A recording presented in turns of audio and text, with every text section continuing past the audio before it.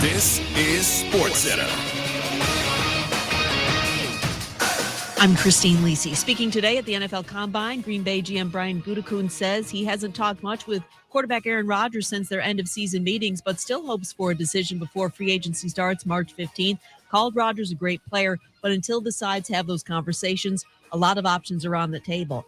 Also said they want what's best for the Packers, what's best for Rodgers. As far as Jordan Love, Gutekunst said he thinks he's absolutely ready to be a starter. Green Bay simply needs to make a decision, advises ESPN's Bart Scott. Do what's best for you.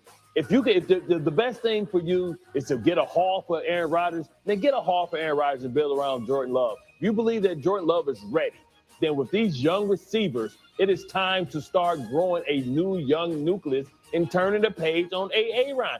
NBA, the Lakers expect to reassess LeBron James' injured right foot in 2 weeks to see how much progress he's made, but the timeline on his return is expected to extend beyond that, reports ESPN's Adrian Wojnarowski. Suns announced Kevin Durant will return from an MCL sprain and make his debut with the team at Charlotte tomorrow night. We all know the game isn't over till it's over. So next time your car breaks down, don't call it quits. Head to eBay Motors. They have 122 million parts to take your car into overtime. Get the right parts at the right prices. ebaymotors.com. Let's ride. If you have a tape prop.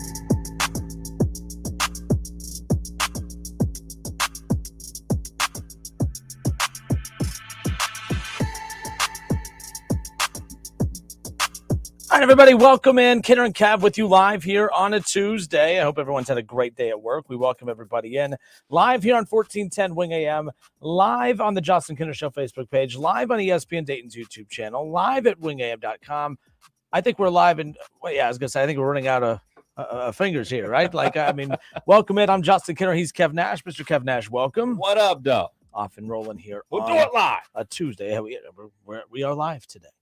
We are live today. That's a brand new drinking game. Yeah. So yesterday, Kendrick Perkins supposed to come on the show. I know yesterday we had a scheduling conflict where he was supposed to come on right when our show started. So we had a pre-recorded open. Yes, taking you behind the scene, a pre-recorded open. Don't care telling people a pre-recorded open. But then that tornado hits. But people were laughing. People were one buddy of mine said, he goes, I'm down in my basement watching you guys on there. And you guys are just doing the show like a tornado was not coming right towards Kettering. I said, yeah. I go, that was a preset opening because we were supposed to be chatting with Kendrick Perkins at that time, who we've moved that interview back to later on this week. So, yes, that backfired on us when real life takes over. But that was pretty entertaining yesterday. Oh, yeah. I mean, the hail outside, like not golf ball, but darn close. So I immediately went to my car to make sure my car was safe because, my car is the world to me. Yeah. So I by the way, I found something out yesterday. My wife is capable of pulling her car into the garage on her own. I didn't have to do it. It's funny when a tornado's coming, all of a sudden she quickly got out there and got that car inside the garage. Wow. It's amazing. I don't have to tell my wife to put her car in the garage. My car has been in our garage. We've been living there 5 years. It's been in there probably 4 times. So she's the only one that uses the garage. I can't tell you how many friends I know that have big garages, but they never put their car in there because it ends up becoming a storage unit. Now, luckily, we have a single car garage, which we were looking for a double car garage. We were buying a house, but we ended up getting lucky with a carport off to the side. So that's where we just take my measly little car and just kind of toss her under there. But nonetheless, put the Bentley over there. That's where we charge the old, electric cars and everything. I'm just saying, the old Teslas and everything. Yeah. Got to get a charging port inside the garage. We're working on it, one raise at a time, Big Bang Hank. But anyways, I hope everyone's had a great day.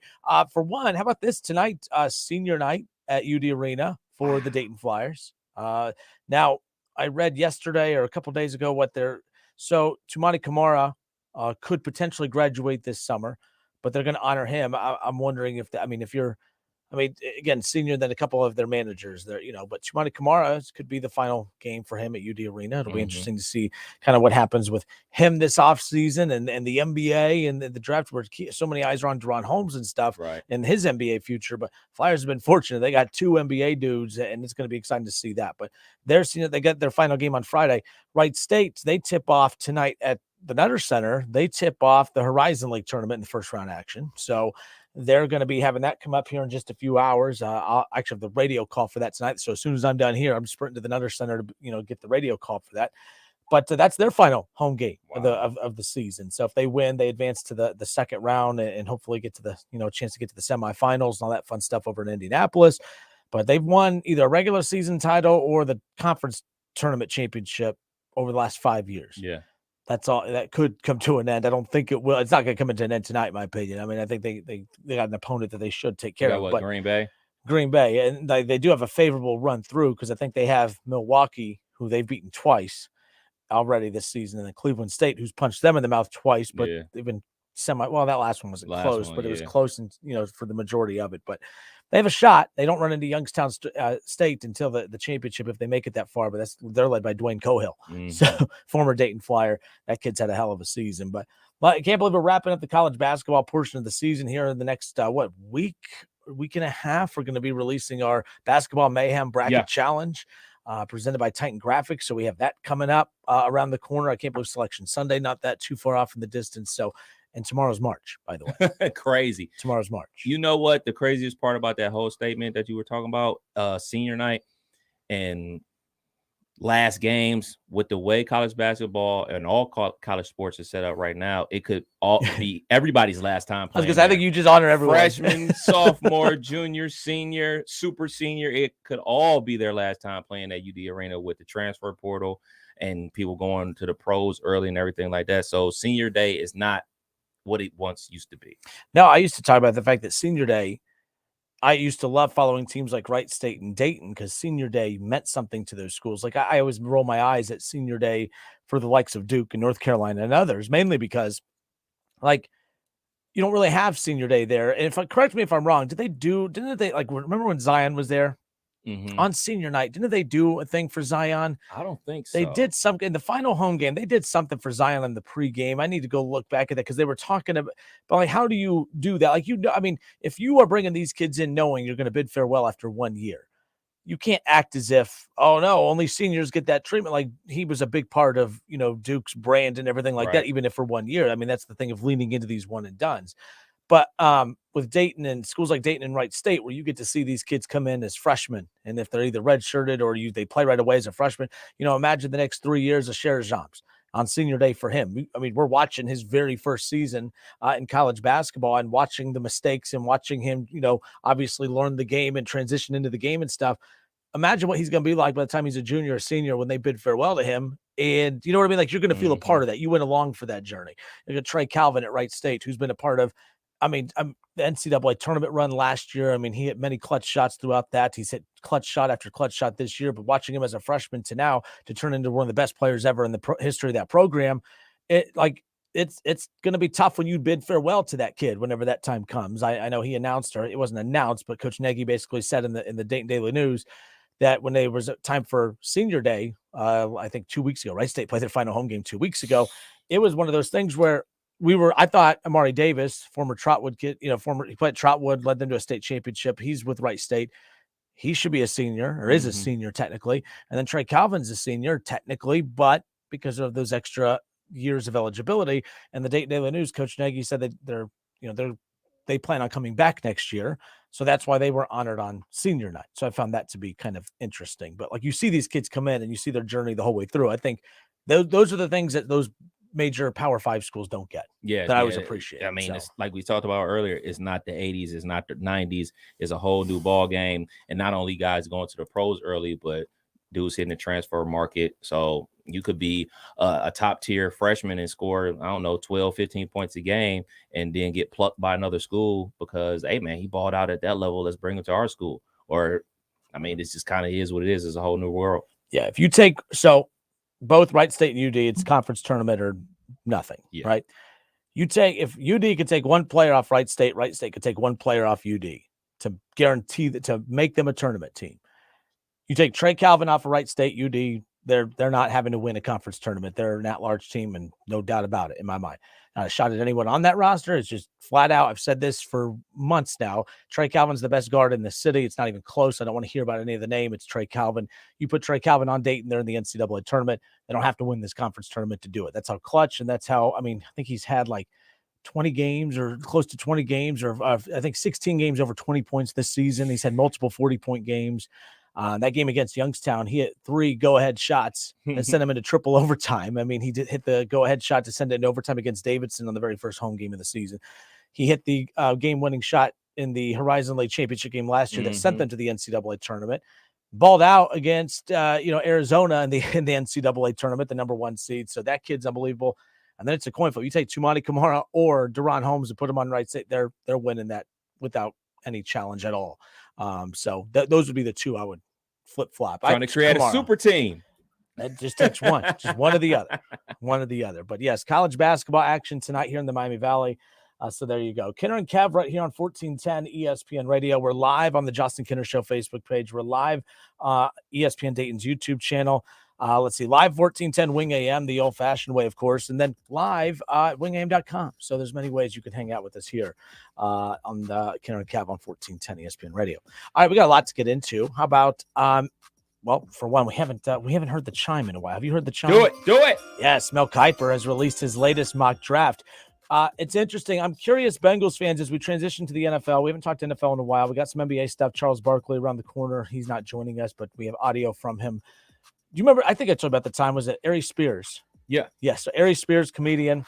For me, watching him on Mad TV growing up, but he was at the Funny Bone one year, and I remember he came into the studio and we were doing a hit to promote his stop at the Funny Bone for that weekend. And I was like, hey, we wanted to have some fun with it and stuff. And he's known for his impersonation. So I promoted all week. We're going to have Charles Barkley on the show. This is back when Schlemmer and I were doing the show together. So, hey, we're going to have Charles Barkley on the air together. So we had a lot of fun with this. Like, it was me ripping Charles Barkley. And I remember I had friends like, you finally get a cool guest on the show and you're just crapping all over him. What the hell's wrong with you?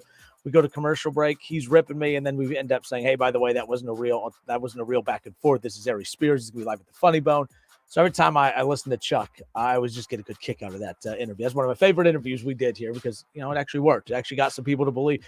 Bosses at the time were like, did you have Charles Barkley on and disrespect him? I'm like, no, I did not. That was not actually Charles Barkley. So there you go.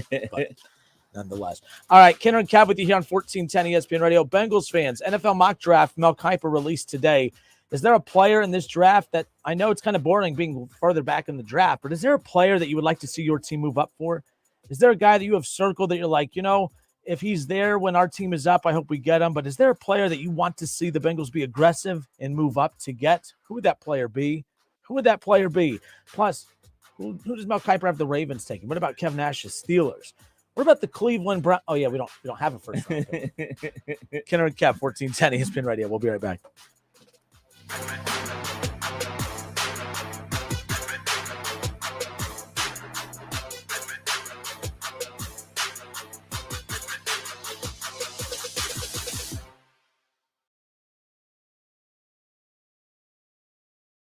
It's the Justin Kinner Show with Kev Nash. Justin, you're awesome, baby. Right here on 1410 ESPN Radio. ESPN 1410 Wing AM weather. The forecast says partly cloudy skies, 40 tonight. Wednesday, increasing clouds and 71. Sunshine and 56 on Thursday. I'm Rick Schremp for 1410 ESPN Radio. Weather is brought to you by Carol Wirtz Tire and Auto Service at 730 South Patterson in Dayton, where they treat every vehicle like their own and every customer like family. Online at c-wtire.com.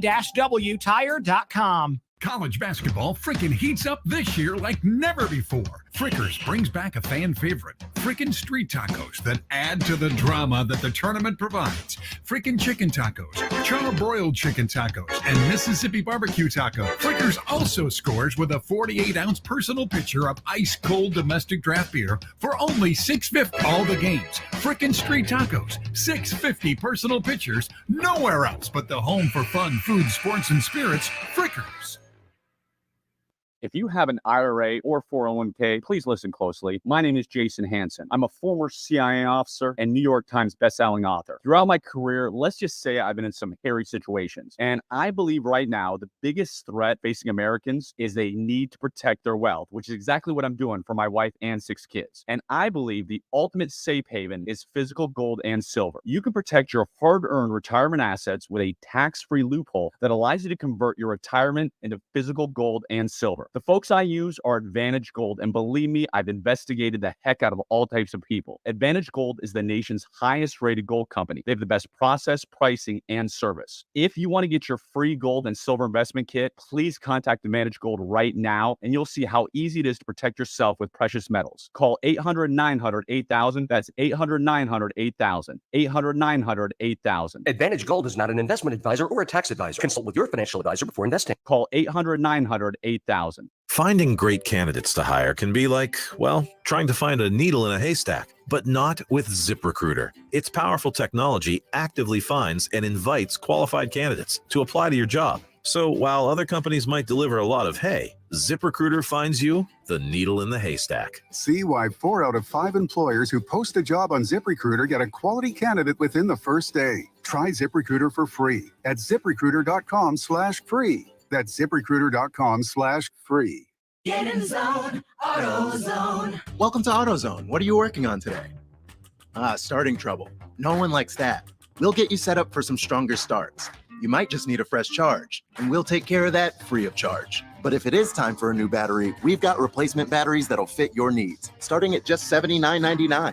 You can learn more about our battery selection at AutoZone.com. That's what makes us America's #1 battery destination. Get in the zone, AutoZone. Claim based on data from the NPD Group 2021. $5,000 sign-on bonus. That's right. My friends at Cordell Transportation are now hiring experienced Class A CDL drivers with excellent work history. If that's you, apply now. Cordell Transportation offers home daily dedicated lanes, no-touch freight, and brand new equipment, plus a $5,000 sign-on bonus paid over 18 months, paid orientation, and company 401k with company match. Apply online at CordellTransportation.com. Cordell Transportation, driven to succeed. Are you ready for tax season? Belmont Business Consultants and Tax Services is ready for you. If you want to come in person, it's a safe environment. Or you can just drop off. Belmont Tax also provides a completely virtual, secure client portal. For business or personal, if you want the accurate deductions you deserve, contact Belmont Tax in Dayton and Eaton. Go to BelmontBCTXS.com. BelmontBCTXS.com. Still overpaying for a razor? In this economy? Gross. At Dollar Shave Club, you can get a top shelf shave at a regular shelf price. We've been hawking shaving products for years online, and we're excited to bring you the same great quality and low prices at a store near you. From high-quality stainless steel blades to super smooth shave creams, Dollar Shave Club's in the business of making your shave easier. Find Dollar Shave Club in the men's razor aisle. Getting your Dollar Shave Club razor wherever you want. Isn't that great? Get in zone, AutoZone. Welcome to AutoZone. What are you working on today? Thinking about gas mileage. You know, changing your oil with a full synthetic oil like Pennzoil Platinum can help your engine get more miles. Right now, you can get 5 quarts with an STP Extended Life oil filter for only $37.99. Get started on your next job today with the parts you need when you need them at AutoZone or AutoZone.com. Get in zone, AutoZone. Restrictions apply. The big hoopla events are back Sunday, March 12th, with a fun-filled day of events. The road starts at the University of Dayton softball fields with the 4-miler run at 9 a.m. Join us at noon for the free STEM challenge for K through 8th grade students at the Dayton Convention Center with hands-on exhibits and a basketball hotshot contest with prizes awarded. To register for the 4-miler and the STEM challenge, please visit DaytonHoopla.com. Hey y'all, this is your girl Cheryl Underwood, and I want to tell you something. My digestive system used to make me feel sluggish, but those days are over. Now I feel great. That's because I increased my fiber intake with the Metamucil 2-week challenge, and I'm still hooked. I just took Metamucil every day for 14 days, and it's really that easy. Metamucil traps and removes the waste that weighs you down, so you feel lighter and more energetic. Now I never want to go back to that heavy feeling. Are you ready for the Metamucil 2-week challenge for a coupon and daily support? Sign up at Metamucil.com today. O'Reilly. Cleaning your fuel system can help your engine run better and improve gas mileage. Visit O'Reilly Auto Parts and pick up a bottle of Chevron Techron Fuel System Cleaner. On sale now. Buy one, get one free. Plus, get 2 times O-Rewards points. Get more fuel-saving tips from the professional parts people at your local O'Reilly Auto Parts or visit O'ReillyAuto.com. O'Reilly Auto Parts. Get 50% off tax prep at Jaxon Hewitt. 50% off is a limited time offer for new clients filing participating locations. Max value $200. Visit jacksonhewitt.com/50 for terms.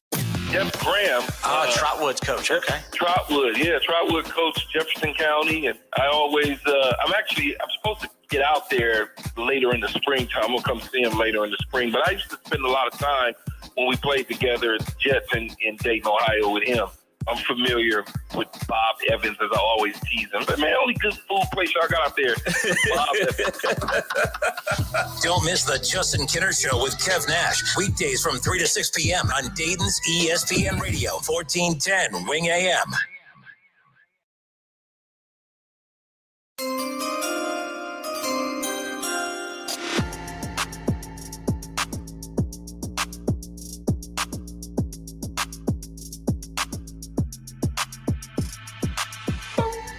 Kenner and Kev back with you here on Dayton's ESPN radio station, 1410 Wing AM.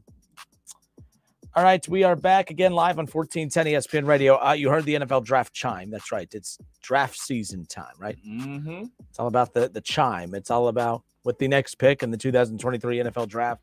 So-and-so selects, insert name here. Browns fans, kind of boring this year. We don't have a first-round pick, so there's that. Bengals fans, kind of boring. You're picking way in the back of the draft, so there's that. Steelers right there in the middle, of course. Like the AFC North. The one thing that's interesting, so the Browns don't have a pick, but everyone, I think, let's see, the first AFC North pick doesn't come until pick what? I think everyone's in the 20s. I mean, that's no, Pittsburgh's at 17. Pittsburgh's at 17, and you keep going down the list. I think Baltimore comes in at 22, and then, of course, there you have the Cincinnati Bengals in the back at 28. No Browns in the first round. No Browns. So Mel Kiper kind of mixed it up a little bit with his mock draft, Kev, and he included some trades in this one. He included some trades in this one, and trades that I think are definitely coming. We're going to get to the Chicago Bears coming up here in a moment. I didn't realize there were so many Bears fans in the Miami Valley, or at least I didn't realize there were so many Bears fans on the Justin Kinner Show Facebook page. I thought that was kind of interesting. But to be fair, I think it's more Justin Fields fans than Bears fans. But we'll get to this coming up in a moment, because the Bears said something today that if the Kansas City Chiefs were in their spot, or the Bengals with Joe Burrow in their spot, or these teams with quarterbacks that are their guy, their GM said something today that the GM of the Bengals or the Chiefs or the Eagles or any team with a legitimate quarterback would not have said. So we'll get to that coming up around the corner. But Mel Kiper did include trades in this one, Kev. So we're not going to go through every single one, but just some of the more prominent picks, if you will, in the AFC North in general, some of the Buckeyes nonetheless. So with the first pick, of course, the Chicago Bears have that number 1 overall pick. He has the Bears and the Texans just swapping, or not really, swapping, just 1 and 2. The Bears taking the Texans, taking Bryce Young, quarterback out of Alabama. This one's going to be interesting to me with Bryce Young, because we can't sit there and look at what happened with Tua Tagovailoa this year and say that it was all because of size. But at the same time, is it a coincidence that the smallest quarterback in the NFL is the one being pinballed all over the place? And I'm not making light of this, but is having a lot of the concussion-related issues. Because is his size a factor in that, Kevin? Is Tua Tagovailoa a reason that you're surprised, or are you surprised that Bryce Young is being such a sought-after quarterback to where you're giving up draft picks to go get him? Bryce Young, if he was CJ Stroud size, he hands down would be my first pick. Yep. He anticipates passes. He's super smart, athletic, solid, not like a super home run. He's not like a Josh Allen or Lamar Jackson type of athlete, but he can move in the pocket. And for me, it's not the height thing. I know he's probably like about 5'10", 5'11". It's not the height thing for me. It's the fact that he weighs 180 pounds. Like, that's scary to me that somebody is that small. Now, one could argue like, hey, man, he's played high-level high school football, obviously played high-level college football, and his weight wasn't the issue.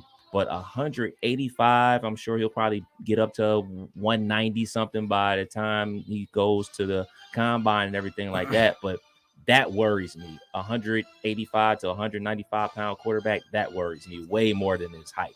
So the Texans, regardless, though, according to Mel Kiper, believes Bryce Young's the dude that they want. I mean, they're at 2. My thing is this. I'm surprised anyone's trading with the Bears, especially the Texans.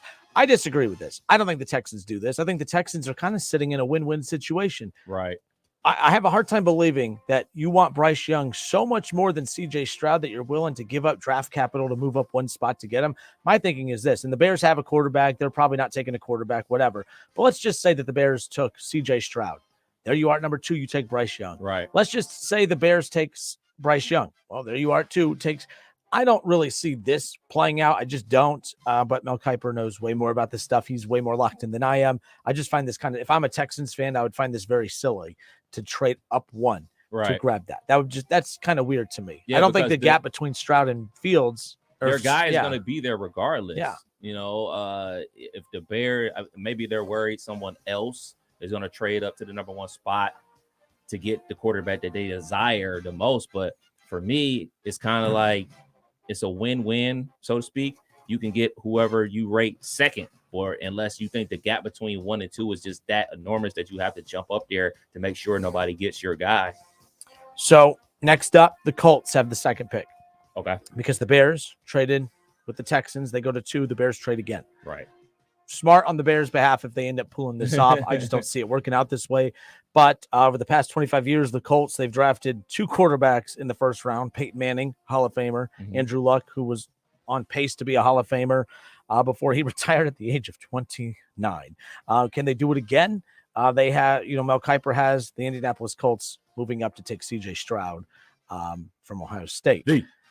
So I'm going to ask Bengals fans this. What's that one player that you really want your team to move up for to get? But Buckeye fans is the Colts. Is there a franchise that you don't want CJ Stroud to end up with? I mean, you could argue any team that's this high up in the draft. I mean, they all have their deficiencies, but the Colts, I think this is a weird organization. Like some say it's a very well-run organization, but last year they seemed like the Browns with the little blue horseshoe on the side of their helmet. I couldn't tell.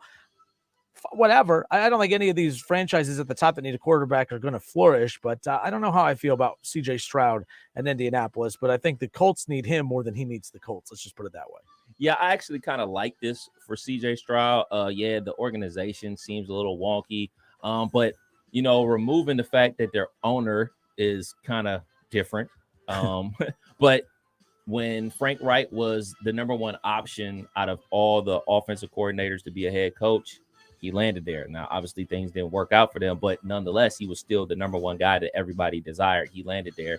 And now they have a high pick. They have Pittman Jr., wide receiver. They got the running back from Wisconsin, whose name is escaping me right now. So they have pretty good talent around them. They also have a good offensive line. Remember, that used to be the talk around Andrew Luck, like, hey, man, he retired because the offensive line was so bad. And now that they finally built up the offensive line, he's retiring. So they do have a good offensive line. So I wouldn't mind this for CJ Stroud. Buckeye fans, for those of you who are in the comment section, we'll get to your responses in a moment, but do you like CJ Stroud going to the Colts? Is there a certain destination for him that you would rather see? Is this a spot that you're like, no, stay away from that wild owner and this wild organization? I can think of a destination. That you want him to end up with? Oh, where? The Steelers. Oh, my bad. Yeah. I just, in my head, I'm thinking like the teams in the mix, but I think your Steelers will be in the mix at the top here shortly. The last place AFC North team right there. Not this year. We didn't this year. You might have a chance to get that USC quarterback next year. You never know. Never know. All right, next up, Jaxon Smith-Njigba. Do you think he goes in the top 10 in Mel Kiper's mock draft? I don't think he should. You don't really? You don't think he should? I've always said this. I think JSN is a 15 to 25 type of draft pick. 15 to 25 type of draft somewhere in that pick. range. All right. Do you think he should be the first wide receiver? Is he the best wide receiver in the mix? No, I think Zay Jones or Jordan Addison are the best wide receivers in the draft. Well, so I think JSN is third. So right now, at this point, the very first wide receiver off the board, according to Mel Kiper, Jaxon Smith-Njigba. Hey, going number 14 to the New England Patriots. The Patriots have a new offensive coordinator and Bill O'Brien. The offense could look completely different. On that side of the ball coming up next season, which is a good thing. Mac Jones regressed last year, some of it himself. Others didn't have a lot of weapons around him. This would be a weapon, but kind of strange that it's not the best of the weapons that are available. My big thing is this: regardless of how you feel about Jaxon Smith-Njigba, if you're a Buckeye fan, I think it kind of worries me that the Patriots view him as the best receiver in the draft. The Patriots are good at a lot of things. They are not good at evaluating wide receiver talent. I don't know what this means, but that kind of concerns me that the Patriots, who, by the way, it's the Bill Belichick. He loves Ohio State players. He loves, you know what I mean? I know this isn't necessarily an Urban Meyer player, but I mean, he loves the Alabamas and he loves the Ohio States of the world. Doesn't surprise me. Jackson Smith-Njigba, a New England Patriot, according to Mel Kiper. I don't like it because of the history, not only the history of their wide receivers, the history of them drafting wide receivers in the first round. They just seem not to pan out with the Patriots. I'm not sure if I like that for a landing spot, and especially with all the talk about Mac Jones and them basically being, this is their Mac Jones' third offense in 3 years. Like, he's been on 3 different offensive coordinators, no fault of his own. You know, the guys just move on. You know, guy went on to be the head coach. They brought in the defensive coordinator to run the offense. That didn't work out. Now they're bringing Bill O'Brien back in to be the OC. Third offense in 3 years, man. How much you going to put on this young man plate? The next Buckeye taken off the board, actually, I should say the first Buckeye taken up. Well, the second. My gosh, I can't do math today. My bad. CJ Stroud's the first Buckeye taken off the board, according to Mel Kiper. But the next Buckeye taken off the board, Paris Johnson at number 11, going to the Tennessee Titans. Mike Vrabel, former Buckeye and company, obviously interested in the offensive tackle's talents. Paris Johnson, a Tennessee Titan, according to Mel Kiper. Great pickup for them. They're losing Taylor Lewan. They cut him in the offseason, so they plug in another good offensive tackle. So earlier I asked if there's a player that the Bengals fans want the Bengals to move up to get. And Sean Matthews says that Joey Porter Jr. That's the player he wants the Bengals to move up to Penn get. State's Now he says Joey Porter Jr., just for the sheer fact Joey Porter would have to root for the Bengals.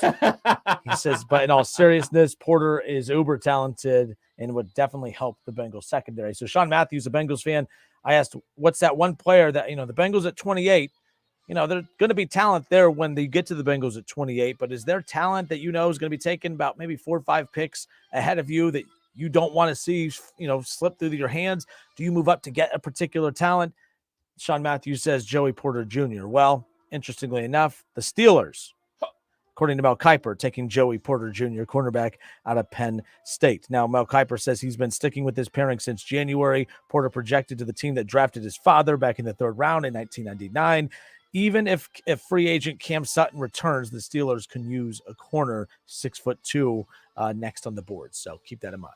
Yeah, and I don't dislike the pick for the Steelers. I just think offensive line or middle linebacker is the play here.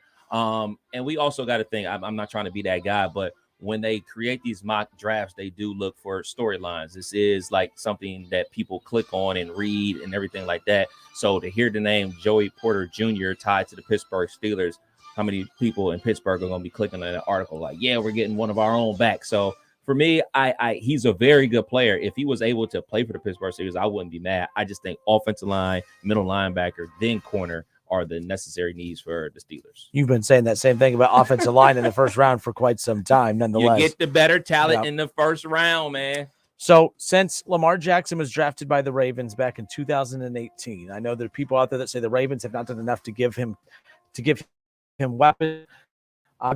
They have built in the department, but it is interesting when you go back and look. Every year since 2018, the Ravens have drafted offense with their 1st and 2nd round picks ever since they drafted Lamar Jackson. Well, that trend continues today, or continues with Mel Kiper's latest draft.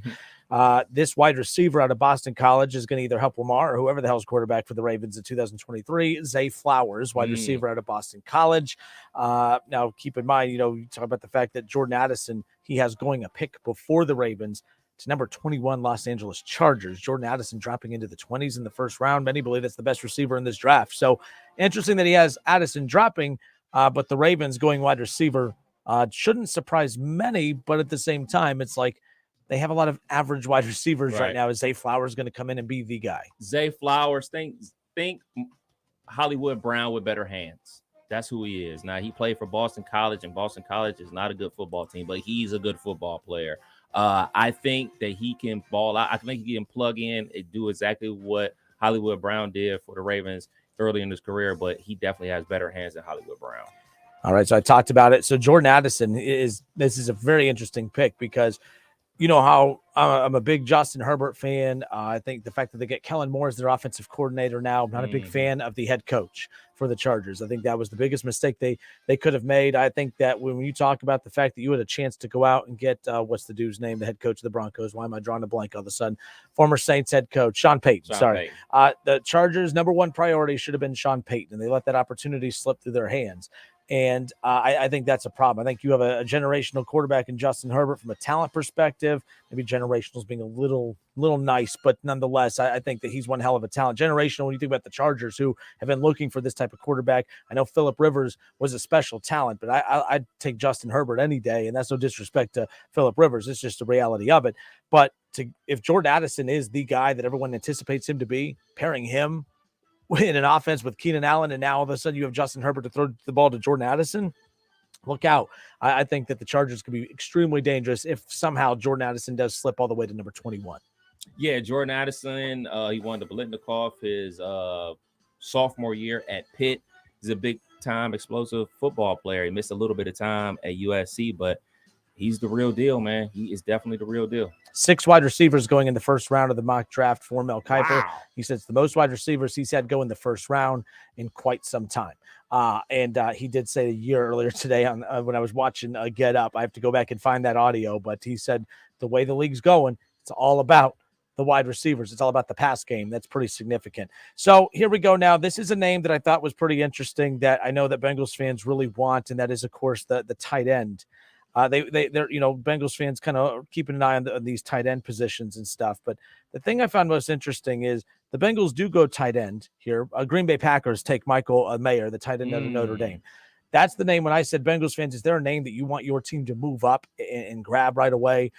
The Packers, ironically enough, whether Aaron Rodgers is their quarterback or not, that's an organization that usually doesn't go offense in the first round. And the fact that they may get a star tight end for Jordan Love as opposed to Aaron Rodgers next year is very interesting. But that name I've heard a lot from Bengals fans as far as that's concerned. Mel Kiper does, though, have the Cincinnati Bengals taking a tight end at number 28, and that's Luke Musgrave, the tight end out of Oregon State. Okay. The Bengals got 556 receiving yards from their tight ends this past season. And this is why I was laughing when everyone was bragging about the tight ends for the Bengals. And, oh, man, Joe Burrow really finding a way to, get the most out of their tight ends. They ranked 29th in the NFL as far as, their tight ends are concerned. So Hayden Hurst, solid, but this idea that the Bengals have their tight end in Hayden Hurst, give me a break, Bengals fans. You're better than that. You have the 29th most explosive tight ends in the ball. You need to improve there. Luke Musgrave, tight end out of Notre Dame, 6'6", Kev. Your thoughts on him, or do you know much about him? I don't know much about him, but I mean, from just the me watching the Bengals, I mean, Hurst's ball Bengals.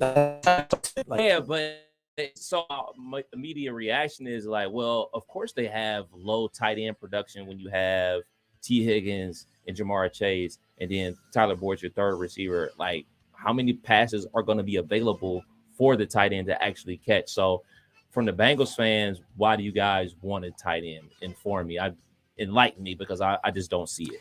I think it's the Patrick Mahomes, Travis Kelce connection there.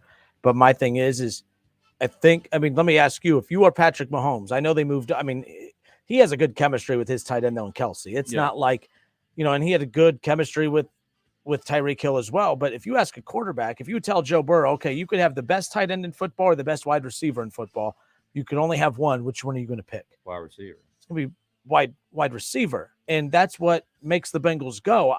Look, I'm not ripping the Bengals here. I'm not saying that you shouldn't strive to improve at tight end, but I don't think you need a tight end. When you have that much, like Patrick Mahomes needs a tight end because he had Juju Smith-Schuster and he had Scantling. Super Bowl champion. Yeah, I get that. But you know what I mean? Like Patrick Mahomes, he needs Travis Kelce. Joe Burrow doesn't need a tight end. Now, if Patrick Mahomes had the weapons Burrow does as far as wideouts are concerned, then he wouldn't need Travis Kelce. So my thing is this: Joe Burrow did make Hurst look really, really good, or Hurst the vice versa, whatever. But I don't think they need to make that a point of emphasis. But if a good tight end is there at number 28, the Bengals should take him. Here's who I think they should take, though. The fact that this guy is dropping this far back because we don't value the running back position. The running back position should actually have a lot more value in the draft than what it does, mainly because it doesn't have value in the free agent market. It doesn't have value in the extension department anymore. But you're about to lose Joe Mixon, or should be entertaining the idea of moving on from Joe Mixon. Bijan Robinson, the running back from Texas, everything I read about this kid is a generational prospect. That's why I had that in my head earlier when I was talking about the quarterback. Bijan Robinson dropping all the way to number 20, or where are we at with this? So dropping all the way to the Bills, Kev. Right in front of them. Are they going to use him? Buffalo Bills taking Bijan Robinson. I mean, if he ends up being what everyone anticipates him being with Stephon Diggs, with Josh Allen, I mean, look the hell out. Now that's going to be one of the most balanced offenses in the entire National Football League. The Bills pick one pick ahead of the Cincinnati Bengals. Earlier I said, is there a talent that you would move up for? I know it sounds strange. It sounds crazy. Trading up for a running back sounds ridiculous. But when you were the Cincinnati Bengals and you don't have any flaws, you've invested financially into your offensive line. They need to add a little more depth. You could do that in later rounds.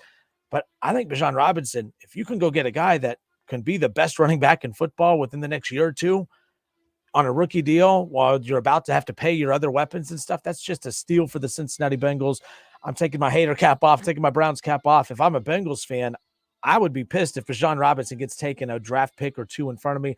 I think that would be one hell of a get for the Cincinnati Bengals. One that as a Browns fan, I'd be concerned about. You should be concerned about as a Steelers fan.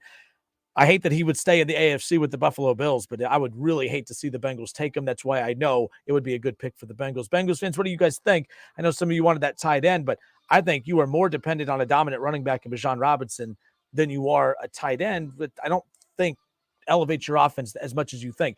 More tight end centric offenses mean less looks on the outside for T. Higgins and Jamar Chase. So I am curious people's thoughts on that. If I was a Bengals fan, I'll give you two guys that I would want if I'm a Bengals fan. And the first guy is somebody that I want to go to the Pittsburgh Steelers, middle linebacker from Clemson, Trenton Simpson. I think he's the best linebacker hands down in the draft. Well, inside linebacker in the draft hands down. So whoever gets him, hopefully it's the Steelers or nobody in the AFC North. But running back wise, I would want the running back out of Bama. He's Gibbs. Gibbs is transferred from Georgia Tech, and at Georgia Tech, he basically played like slot wide receiver. So when you have a guy that can play running back and slot wide receiver, and that's one of the good things about Joe Mixon is his hands.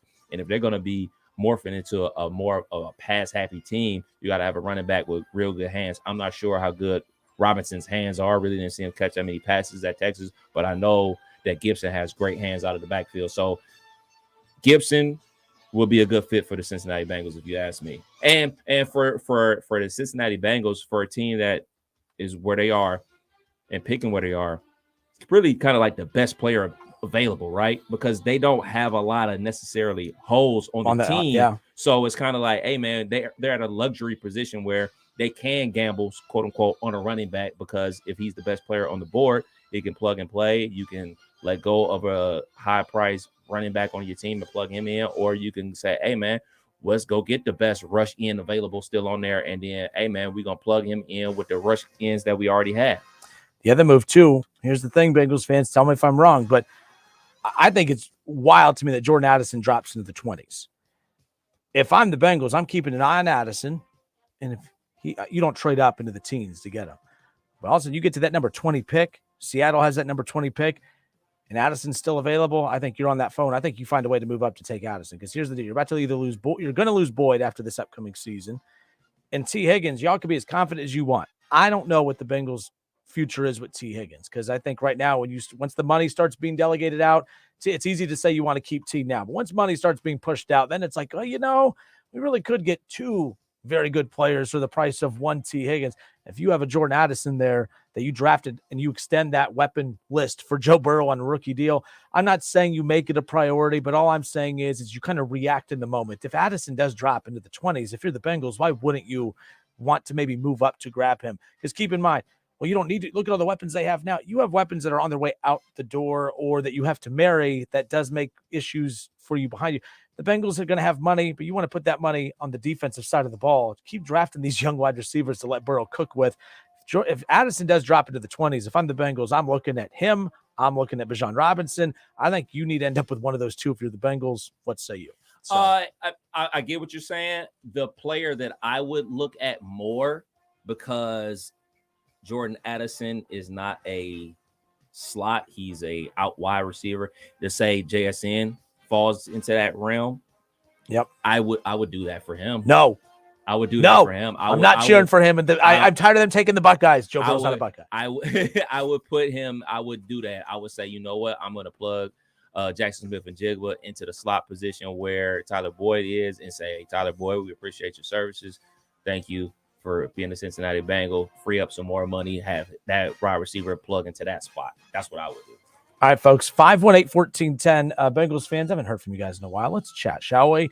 I am curious your guys' thoughts on this. The good thing is the Bengals have a lot of weapons on the offensive side of the ball.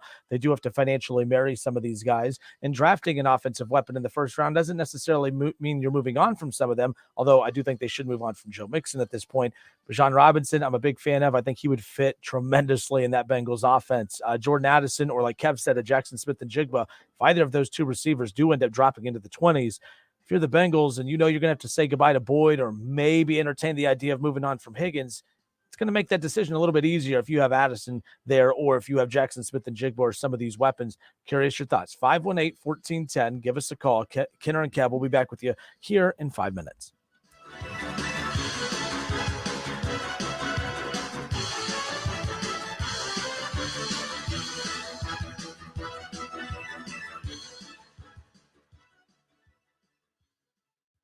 Listen, stream, watch. It's the Justin Kinner Show with Kev Nash, right here on Dayton's ESPN Radio, 1410 Wing AM. Lettuce and Steel Pulse. Performing at PNC Pavilion Friday, July 7th and Rose Music Center Saturday, July 8th. Lettuce and Steel Pulse. With special guest, Makua Rothman. Get tickets now at Ticketmaster.com. This is going to be one incredible night. See Lettuce and Steel Pulse. Live in concert. College basketball frickin' heats up this year like never before. Frickers brings back a fan favorite, frickin' street tacos that add to the drama that the tournament provides. Frickin' chicken tacos, charbroiled chicken tacos, and Mississippi barbecue taco. Frickers also scores with a 48-ounce personal pitcher of ice-cold domestic draft beer for only $6.50 all the games. Frickin' street tacos, $6.50 personal pitchers, nowhere else but the home for fun, food, sports, and spirits, Frickers. A horrific car accident left Paula with major injuries and surgery after surgery. I got to the point where I really couldn't walk. I had to resign from work. I was really just laying in bed. It was terrible. I wouldn't go back under the knife. She missed working and traveling, but all that was about to change. QC Kinetics used natural biologics to treat Paula. No foreign substances. They provided regenerative treatments that helped subside the pain and restore her quality of life. Oh my gosh, I can't believe it. I was feeling more movement and doing stuff. And then I start crying. I'm like, I can't believe it. For Paula, this moment was extremely emotional. I couldn't do nothing. And now I'm working and I was on my feet for 7.5 hours and I feel good. I got my life back because of QC Kinetics. Call QC Kinetics now for your consultation. Call QC Kinetics, 937-936-0325. That's 937-936-0325. 937-936-0325.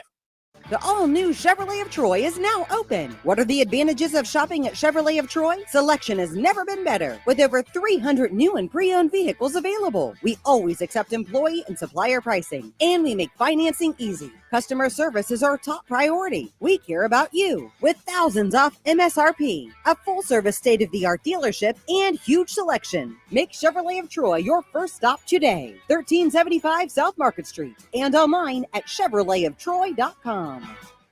Get 11% off everything now at Menards. Attract a wide variety of birds to your yard with Enchanted Garden Bird Food. We carry a great selection of high-quality blends with sunflower, millet, and other grains to ensure only the best for your backyard friends. Get a 20-pound bag of Enchanted Garden sunflower seeds for just $14.99 after 11% off now at Menards. Good through March 5th. Savings are mail-in rebate. Some exclusions apply. See store for details. Save big money at Menards.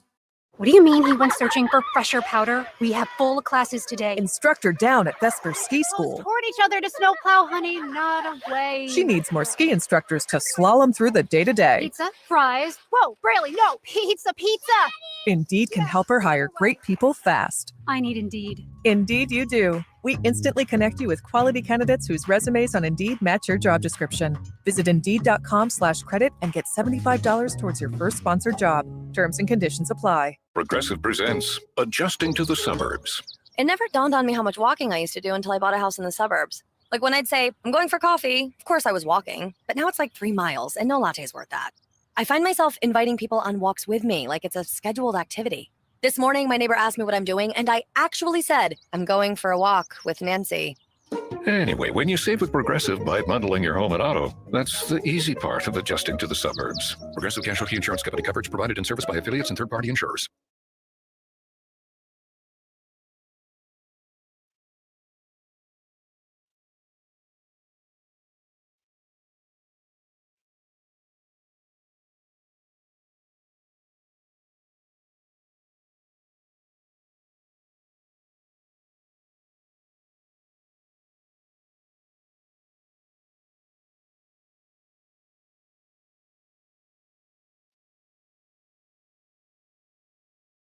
Do you have an oak tree in your yard?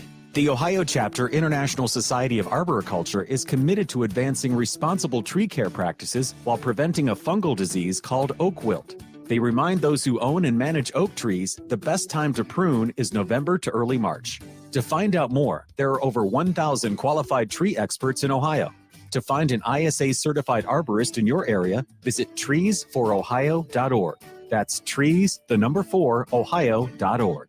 Ohio Roads and Bridges connect us to things we need and enjoy. It takes a lot of hard work and money to keep roads in good shape. Today, most of that money comes from Ohio's gas tax. As Ohioans drive more fuel-efficient and electric vehicles, people are buying less gas. That's great for our environment, but it means less money for road and bridge maintenance. Ohio is conducting a study to find a new and more sustainable way to fund the maintenance of our roads and bridges. To learn more and to provide input, visit ohioroadfunding.com. Sponsored by Ohio Department of Transportation and aired in cooperation with the Ohio Association of Broadcasters and this station. $5,000 sign-on bonus. That's right. My friends at Cordell Transportation are now hiring experienced Class A CDL drivers with excellent work history. If that's you, apply now. Cordell Transportation offers home daily dedicated lanes, no-touch freight, and brand new equipment, plus a $5,000 sign-on bonus paid over 18 months, paid orientation, and company 401k with company match. Apply online at CordellTransportation.com. Cordell Transportation, driven to succeed. What makes AutoZone America's #1 battery destination? Because they offer free battery testing and charging and reliable replacement batteries. And they've always got your battery solution. Get in the zone, AutoZone. Hey, it's Justin Kinner from the Justin Kinner Show with Kev Nash. We appreciate all of our listeners and, of course, our sponsors. In fact, if it wasn't for you, we wouldn't be able to do what we do every weekday from 3 to 6 p.m. right here on 1410 ESPN Radio. We take pride in being Dayton's only local afternoon sports talk show right here in the Miami Valley. If you would like to jump in as a sponsor of our show or promote your services within our show, all you have to do is reach out to us directly by texting us at 937-518-1410. Want Kevin and I to endorse your business and services? Just text us. You want to promote an open house, a grand opening, new location, or any other kind of service? Just text us. Bottom line is that we are here to help spread the word and help grow your business. Text us today, 937-518-1410, and we'll give you all of the information that you need to start promoting your business on the Justin Kinner Show with Kev Nash right here on 1410 ESPN Radio.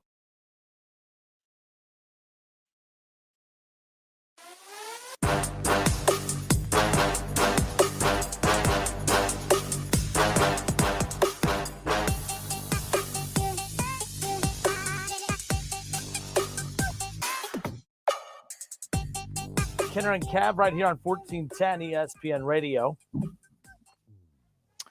Mel Kiper released his second mock draft. And, of course, that always leads to a lot of conversation and everything along those lines. And as I've said, hey, look, Cincinnati Bengals, your draft's kind of boring. But it's kind of not. Because when you think about the fact that this team has cap space, and you think about the fact that you still have your quarterback on a rookie deal, I know he's about to get his extension, but you have Jamar Chase in a rookie deal. T. Higgins coming up on payday time, of course, but you still have, like, this draft can accomplish two things. You could draft for the immediate impact that can still have a lasting impact. So I think there's a few different, I mean, if you're drafting for the future, maybe you trade this first round pick and drop back a little bit. Maybe you move back in the draft a little bit.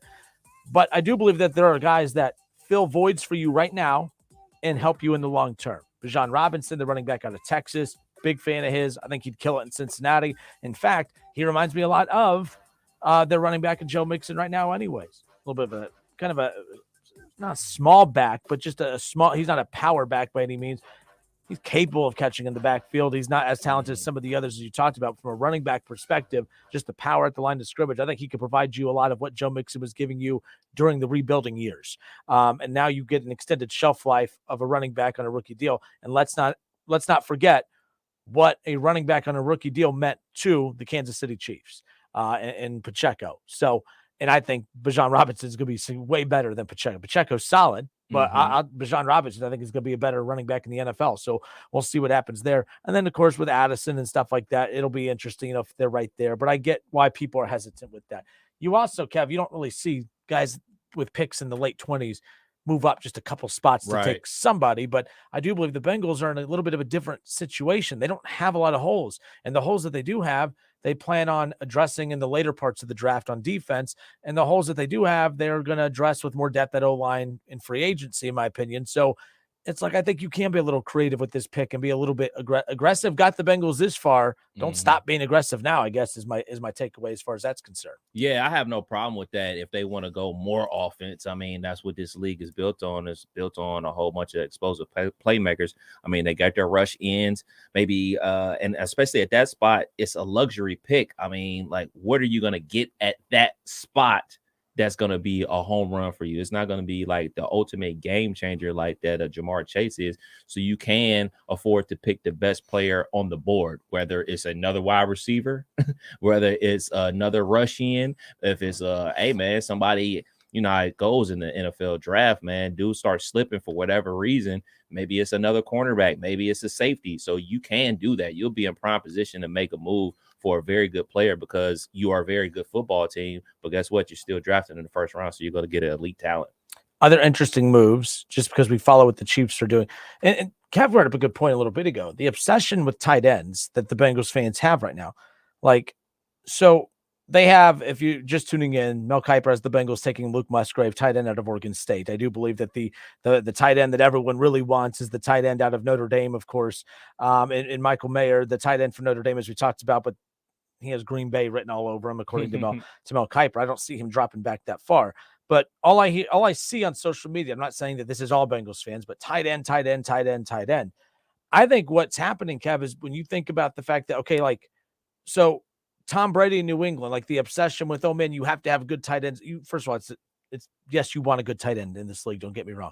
But Joe Burrow kill it with a tight end? Yes. Patrick Mahomes kills it with a tight end. Tom Brady killed it with a tight end. And yes, you want to have a good tight end. The Browns are hoping that David Njoku is a go-to weapon like that consistently at the tight end. You have Freiermuth, who cost me money a lot down the stretch. But anyways, you're welcome. But at the end of the day, it's one of those things where when you think of Tom Brady in New England, he had Gronk. Why was him and Gronk so compatible together? Can you name any other wide receiver he had outside of Randy Moss? And I know Randy Moss didn't play with Gronk, but you see my point. We knew that offense was more predicated around the quarterback and tight end than anything else, in balance with the run game and defense. Well, guess it's kind of ironic that that's what the Kansas City Chiefs are kind of turning into. Kansas City Chiefs are kind of turning into that quarterback, tight end, run game, complemented by the defense. Defense isn't the best in the league by any means, but they have a dominant pass rush and solid secondary weapons. So I do believe that is a trend that some of the teams are leaning towards if you don't have weapons. But when you're the Cincinnati Bengals, I'm not saying you don't draft this dude, but I'm also saying that you don't not move up to draft a running back or an elite wide receiver because you have to have a tight end. I don't think you have to have a tight end. You want a good, solid, contributing tight end, but I don't think you go for good and solid in the first round when you have a chance to go get elite playmakers to keep this train rolling as far as the explosiveness of the offense is concerned. Cincinnati Bengals fans, do you want Michael Mayer because he's from Cincinnati/Kentucky? Is that why people want him? And possibly, maybe that's it too. This tight end too from Oregon State, Luke Musgrave, the tight end for Notre Dame is, we're talking about here. So, okay, we're live on Facebook. Lots of responses coming in. So let's get to it. Okay, we'll get some of the response. Let's put some music in the background. What kind of music? I need to expand this whole music feed that we have over here. Brian Hetzel says, move up and grab Paris Johnson. We need to upgrade the left tackle. Hands off Paris Johnson. He's going to the Steelers. Yep. Now, Brian, the reason I didn't go that far is because Paris Johnson going to be top 10 just on the outside, like the Titans taking him at 11. When I talk about the Bengals moving up, it's not going to it's not going to cost the world to move up a couple spots, especially if you're going to trade up to 24, 23, or 22. You don't have to you can give up maybe a 4th round pick to do that or something. You get DeJuan Jones in the 2nd round. Yeah, so, if you want a Buckeye offensive lineman. And maybe a 4th round, maybe that's maybe a 3rd round pick. But if you have to give up a 3rd to move up to get your 1st rounder, and you know what I mean, like I think that's fine. But yeah, they would have to move up pretty significant to do that.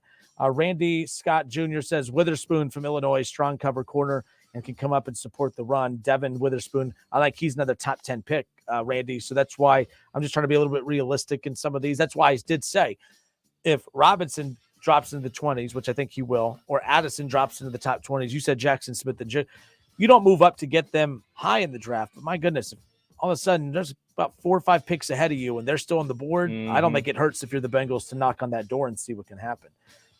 Brian Heil says the Bengals need to draft a tackle. Jonah Williams, I keep hearing a lot about. They need to find the replacement for him. I think someone brought that up a little bit ago. Sean Matthews says, I agree, either go O-line or defense is where he thinks that they need to go as far as that's concerned. What about corner? They seem to be pretty confident. I don't hear a lot of corner is who they're going to get later in the draft, I'm sure. But give the Bengals credit. They do a good job evaluating some of their secondary pieces. But I don't know many corner prospects. So let me take a look real quick. So here are some of the corners in this mock draft that are taken within striking distance. Right now, again, it's so much offense. The Jaguars going defensive line. Deonte Banks, cornerback out of Maryland, going number 23 to the Vikings. Continuing to go down this list as far as cornerback is concerned. Not a lot of corners. Emmanuel Forbes from Mississippi State. He has the Bucs taking him. I'm talking about, so again, Joey Porter, as we talked about, the Steelers going that route. Yeah, I think those are only 2 corners that I feel comfortable with. You talked about Witherspoon from Illinois and Porter Jr. from Penn State. I'm not confident in the other corners out there. I know Keely Ringo from Georgia. He's going to be a 1st or a 2nd round draft pick. I wouldn't jump up to draft him. The Gonzalez kid from, I believe he's from Oregon State. Haven't seen him play, but I know he's a high prospect out there. I just think corner, because of you talk about all the wide receivers that are going to be drafted in the 1st round. That's not the only team that's going to be drafting or getting more wide receiver talent. So you need corners to match up against said wide receivers. So that's why I think, you need more corners on the field and you get more elite corners in the 1st round. Doug Toby says at the 28 pick, you may have to take best available. There may be somebody that drops that can't miss. Good spot to be in. So again, it's not the worst. Yeah, you're right. 28 for a good team like the Bengals, who have been 2 plays away from getting back to their 2nd straight Super Bowl and winning a Super Bowl in the previous Super Right. Bowl. They're in a pretty good spot here. Doug also goes on to say that if you take the 4 teams in the AFC North, the Bengals have the easiest decisions to make on draft day. They have more flexibility. They have more flexibility because they have the cap space and they don't have a ton of on offense. They don't have a ton of holes. It's your typical O-line, but to be fair, they're going to naturally improve at offensive line next year just by becoming more healthy. I do think they move on from Lyle Collins. I think that's something that they kind of said, well, we tried. But I do believe what makes it so bad for Collins is once he started getting his momentum and getting in the game shape and everything like that, that's when he got hurt. They should try load management. Got time. Brian said, totally get that. Talk about earlier. So Brian earlier said, go all the way up and get Paris Johnson. I was like, well, that's a big jump. You're going to be giving up some yeah, picks. I don't know if the Bengals are going to do that, but he goes, go big or go home. He is top level offensive lineman. You want to fix the offensive line, you get a top 10 guy. You better fix it. How about did you see this, Kev? That the Kansas City Chiefs said that they're going to do homework on the quarterbacks in this upcoming draft. Of course. The Chiefs said this, and that the plan is to have Patrick Mahomes as their starting quarterback. That's their plan. Does that sound weird to you? Sound like the Bears, right? So the Cincinnati Bengals also had to say that the Cincinnati Bengals, Duke Tobin just met with the media a little bit ago. Duke Tobin said that they're going to do homework on some quarterbacks in the 1st round of the draft coming up, and that the plan is to have Joe Burrow as their quarterback. This up with the plan. No, that would be stupid, right? GMs don't say that about the quarterbacks that they actually like. No, that was a Bears quote. Bears GM Ryan Poles said that the team is going to do its homework on all the quarterbacks in the upcoming draft. I was just joking. yeah, you were. I was joking. I was like, man, that's not like the Bears. But it was. Oh my God. Yes, dude. Fields, call your agent, demand a trade. So you have a problem. So I'm not the. So I'm laughing at this quote because I took it as like, hey, they're not committed to Fields. Like, you're not going to see if the Chiefs or the Bengals or Eagles, Bills were in this position. Their GM's not making a quote like this. Period. Like, let's say that Joe Burrow and Jamar Chase have season-ending injury. And you bear with me. They have season-ending injuries, and they're so bad this upcoming year because they don't have their playmakers, and they end up drafting number 1 in the draft next year. And who's the Caleb Williams, the stud out of USC? Imagine if Duke Tobin a year from now said, hey, we have Joe Burrow, but you know what? We're doing our homework. We have the number 1 overall pick, but we're doing our homework on some of these QBs. You Bengals fans would riot because we got our guy. The Bengals fans, the Bengals organization, as much as I love to rib on them, they wouldn't be silly enough to say something like that. But the Bears did. Why are y'all defending the Chicago Bears here? We'll be right back. 518-1410, Kenner and Kev, 1410 ESPN Radio. I do. I thought you would see.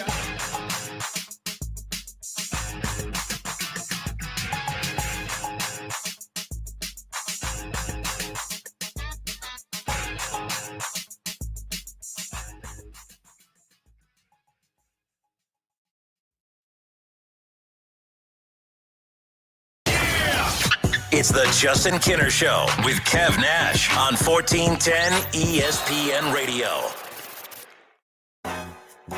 Houday Nation, Betfred has come all the way from England to the great state of Ohio with over 50 years of sports betting experience. No emperors, no movie stars, just a sportsbook you can trust. The Betfred Sportsbook app will be available on January 1st, 2023. Until then, download the Bengals app or go to betfredsports.com and have a chance to win Bengals tickets and exclusive merchandise. Official sports betting partner of the Cincinnati Bengals. Must be 21 plus. Gambling problem? Call 1-800-589-9966.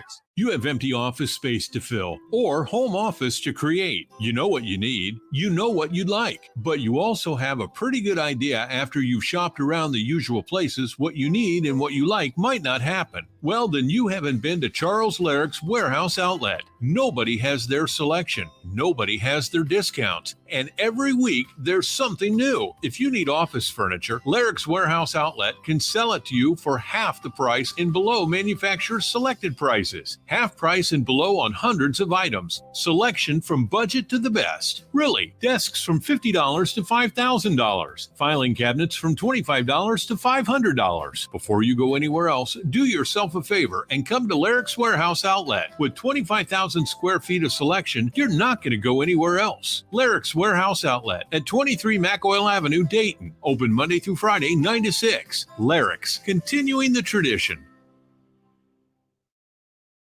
Want to make tonight's dinner a perfect 10? Swing by Lee's Famous Recipe Chicken and pick up a 10-piece strips meal for only $24.99. With 10 freshly marinated, honey-dipped premium tenderloins, 3 dipping sauces, 2 of our irresistible large sides, and 5 fluffy biscuits, it's family time made from scratch. Take home a top-notch dinner the whole family will love from Lee's Famous Recipe Chicken with our 10-piece strips meal for only $24.99. Only at Lee's. Famous for chicken. O'Reilly. Count on the professional parts people at O'Reilly Auto Parts to recommend the best products for your vehicle and budget. Get maximum cooling system performance for 10 years or 300,000 miles with peak long life universal premixed antifreeze and coolant. Now just $6.99 after mail-in rebate. Limit supply. See store for details. Stop by your local O'Reilly Auto Parts today. O'Reilly Auto Parts. Wu-Tang versus the world. The final season of the Hulu original series, Wu-Tang: An American Saga, is here. You know what it's like in hip-hop? From creators The RZA and Alex C. You're on top of the game right now. And executive producers Brian Grazer and Method Man. It is way more fun when it's out of control, son. Enter the final chapter of the Wu-Tang Saga. Gotta win. Don't miss the final season of the Hulu original series, Wu-Tang: An American Saga. Now streaming only on Hulu. Free battery testing, free battery charging, and replacement batteries that fit your needs. That's what makes AutoZone America's #1 battery destination. Get in the zone. AutoZone. Justin Kinner with you here. St. Patrick's Day is coming up just around the corner, and we have the perfect event to help you kick off your St. Patty's Day morning. We're inviting you to join us Friday, March 17th at Community Golf Course for the Half K Draft Dash presented by Buckeye Vodka. Following the Half K Dash, stick around, enjoy some green beer, a breakfast buffet, plus you'll have opportunities to win tickets to see Blake Shelton, Taylor Swift, Cat Williams, plus we have a variety of gift cards we'll be giving away as well. It's the St. Patty's Day Half K Draft Dash presented by Buckeye Vodka. Register and get all the information that you are looking for at wingam.com.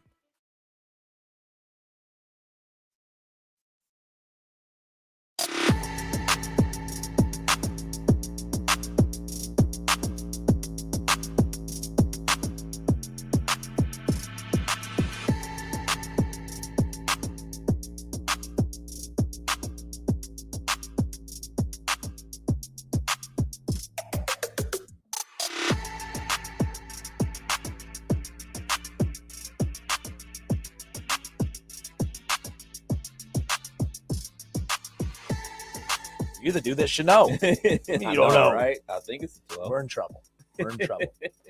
Welcome back, Hour 2, Kinner and Kev, with you live here on Dayton's ESPN radio station, 1410 Wing AM.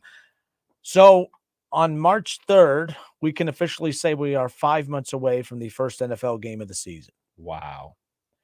The Hall of Fame game is set, and it will be the Cleveland Browns against the New York Jets. The Browns honoring, of course, their lone Hall of Famer, of course, in Thomas. And then the Jets have a couple as well, Revis Island being the other one. So that's pretty cool, But so the Browns get 4 preseason games instead of 3, like everyone else, nonetheless. But yes, so the Browns Hall of Fame the Pro Football Hall of Fame game. The preseason game will be on August 3rd. It'll honor Browns Hall of Famer Joe Thomas and Jets Darrelle Revis and Joe Klecko. This was announced about an hour ago. Mary Kay Cabot is the tweet that I'm referencing here. So there's that. But yeah, like I know y'all hate the Browns. That's okay. But all you should care about is that the first NFL game, even if it is now, you don't care. That you're not a preseason guy. No. Listen, I'm not a preseason guy, but I do know every year there is something special about that Hall of Fame game, and I don't recognize a damn name of anyone. But it's just seeing the NFL jerseys, NFL action. Now, maybe this XFL stuff and the American, whatever the other one is, the football league, maybe it will water that down a little. But, man, eventually, I'm already sick of the offseason talk. I'm already sick of it. List season. It's February, last day of February, but February. Nonetheless. When does list season begin? We start doing our top 10 wide receivers, top 10 quarterbacks, top 10 running backs, top 10 defenses, yada, yada, yada. When does that start? May. Oh, my gosh. Really that early? It's going to be May. I was thinking June. Well, the Reds make it May. What about y'all in the chat? When does list season start? Because we got to come up with a clear, defined date, because I got some that I'm ready to fire off, but I don't want to start a little early. Yeah, like there's always, so like Kevin and I talked during the day, and there's some like topics and segments we planned, but I'm like, let's hold off on that. Like, we're about a couple weeks away from free agency. There's all these mock drafts coming out. Teams started. Leonard Fournette was cut by the Bucs today. The Browns announced that Joe Johnson, that they're going to cut him probably on that June. They'll save like $9 million against the cap if they wait till June to do that. So that's a big deal. The Browns are rumored to be in the running to get Jesse Bates. That the Browns are going to pursue Bates, although Bates is his landing spot. He has a lot of connections to Atlanta. It's going to make a lot of sense. He's most likely going to end up in Atlanta, but he does fit the system for Schwartz. So we'll see for Jim Schwartz. So we'll see what happens there. I wouldn't mind him in Cleveland. I liked him in Cincinnati. I understand why the Bengals decided that from a business decision to move on, nonetheless. But we'll see what ends up happening as far as that's concerned. What I'm not a fan of is Jesse Bates wants to be one top paid safety. I don't know if it's smart of the Browns to go again and go heavy on another position like that. You've gone heavy with cornerback with Ward. Obviously, we know about the contract with Deshaun Watson. Nick Chubb is a top 3 paid running back in the NFL. Myles Garrett.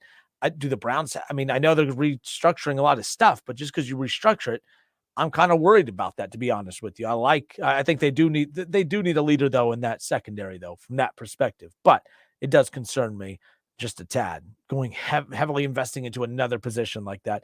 I'm fine with the receiver doing it again because that's where the NFL's going. Mm-hmm. We'll see what happens, but we'll see. So Mark Smith said draft day. Mark, you think draft day is when is the good day to start lists? I said May. Here's why. So the draft's in April. Opening day is at the end of this month, or no, not this month. It's still in February. Tomorrow I could say that. But March opening day, April. We let we got to get physically abused by the Reds for the month of April. Okay. Like a lot of you out there are already down on the Reds, but as we get closer to opening day, you're going to get all the warm, fuzzy feeling inside. And then all of a sudden you're going to be like, you know what? I think we have a shot. And then they're going to punch you in the gut. Again, you're going to be out of breath, wheezing, gasping for air. And then we'll get to May. And then it's like, holy crap, we got all of May, June, July, and August before we get to NFL. Oh my gosh, what are we doing? I think May is that safe month where you get to list season because then the NBA finals are in June. Yeah. Then July, we could start saying we're a month away from college football, from NFL. Yeah, I think May. I'm a June guy. I want to say June and specifically like the second week of June because like you talked about the NBA finals is what like the 1st through like the 15th or something like that. So you got your NBA talk and you can filter it in and drop it in with your top 10 quarterbacks in college, top 10 wide receivers in the pros. Like you can do a ton of lists. So I think list season should start the second week of June. And carry us all the way up until kickoff. Okay, fine. What the hell are we going to do in May, Kev? What are we going to do in May? I'll let you lead the way in May. Okay. Yeah, list segment. A lot of list association season, talk. Yeah, list season. Yeah, and I agree. Top 5 duos in the NBA. List it up. Love it or list it. We are listing it up. All right, so we talked about this a little bit ago. I found this fascinating. So on Facebook, there are some posts I make that I'm like, okay, I'm probably going to get a bad response on this. Others, I'm like, this isn't that big a deal. I thought we would all rally around Justin Fields on this. I think people are assuming I'm anti-Justin Fields on this post. I'm not really sure why. But so I joked earlier that the Kansas City Chiefs and Cincinnati Bengals GM released a statement saying, well, it was a joke that I said the Bengals had a GM.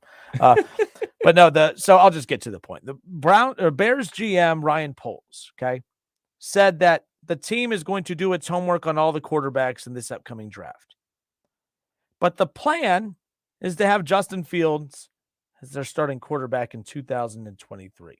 Now, a lot of you out there are being Bears apologists, and you're saying, well, by golly, that's what they're supposed to say. They should do their homework. They should do their homework. Let me ask you guys this in all seriousness. And I used this example a little bit ago, and I'm not wishing harm on Joe Burrow or anybody, so don't take it that way. But like, what happens if like Joe Burrow and Jamar Chase both go down with like a season-ending injury, and that just totally like the whole Bengals season kind of just goes off the rails a little bit, and that leads to them having the number 1 overall pick. Now, Duke Tobin just addressed the media a little bit ago ahead of the combine. Okay, imagine if Duke Tobin's quotes would have a year from now would be, well, you know what, we're just doing our homework on like Caleb Williams. You know, we're really looking at Caleb. We're doing our homework on all the quarterbacks, but the plan's to have Joe Burrow as our quarterback. You guys would be upset. You would look into that and say, that sounds a little disrespectful to Joe Burrow. Oh, the plan. No, Joe Burrow's your quarterback. That's your guy. Right. Same thing with Kansas City. Same thing with the Philadelphia Eagles and Jalen Hurts. Y'all don't like Deshaun Watson. That's fine. But the Browns, if they were in that position, same thing there. So at the end of the day, while the Bears, I think, are trying to sound like they're trying to say the right things, I don't think they're just trying to say the right things. I think they truly are doing their homework because I truly don't believe that they are married to Justin Fields. I don't believe that they are locked in on Justin Fields, and I don't think that he is 100% their guy. Now, a little bit later, a tweet comes out and says that the Bears are leaning towards trading that pick and all that. And again, it's a lot of up in the air. By the way, until and even if I see a tweet, Adam Schefter reports that the Bears are 100% going to trade the pick. That still does not mean to me, Kev, that Justin Fields is their guy. Right. He may be their plan in 2023, but he's not their guy. Joe Burrow is the Bengals' guy for the next 10 years. Patrick Mahomes is the guy in Kansas City for the next 10 years. Jalen Hurts, Josh Allen, Deshaun Watson, those guys are all dudes. Those guys are all the guy in their city for the next 10 years.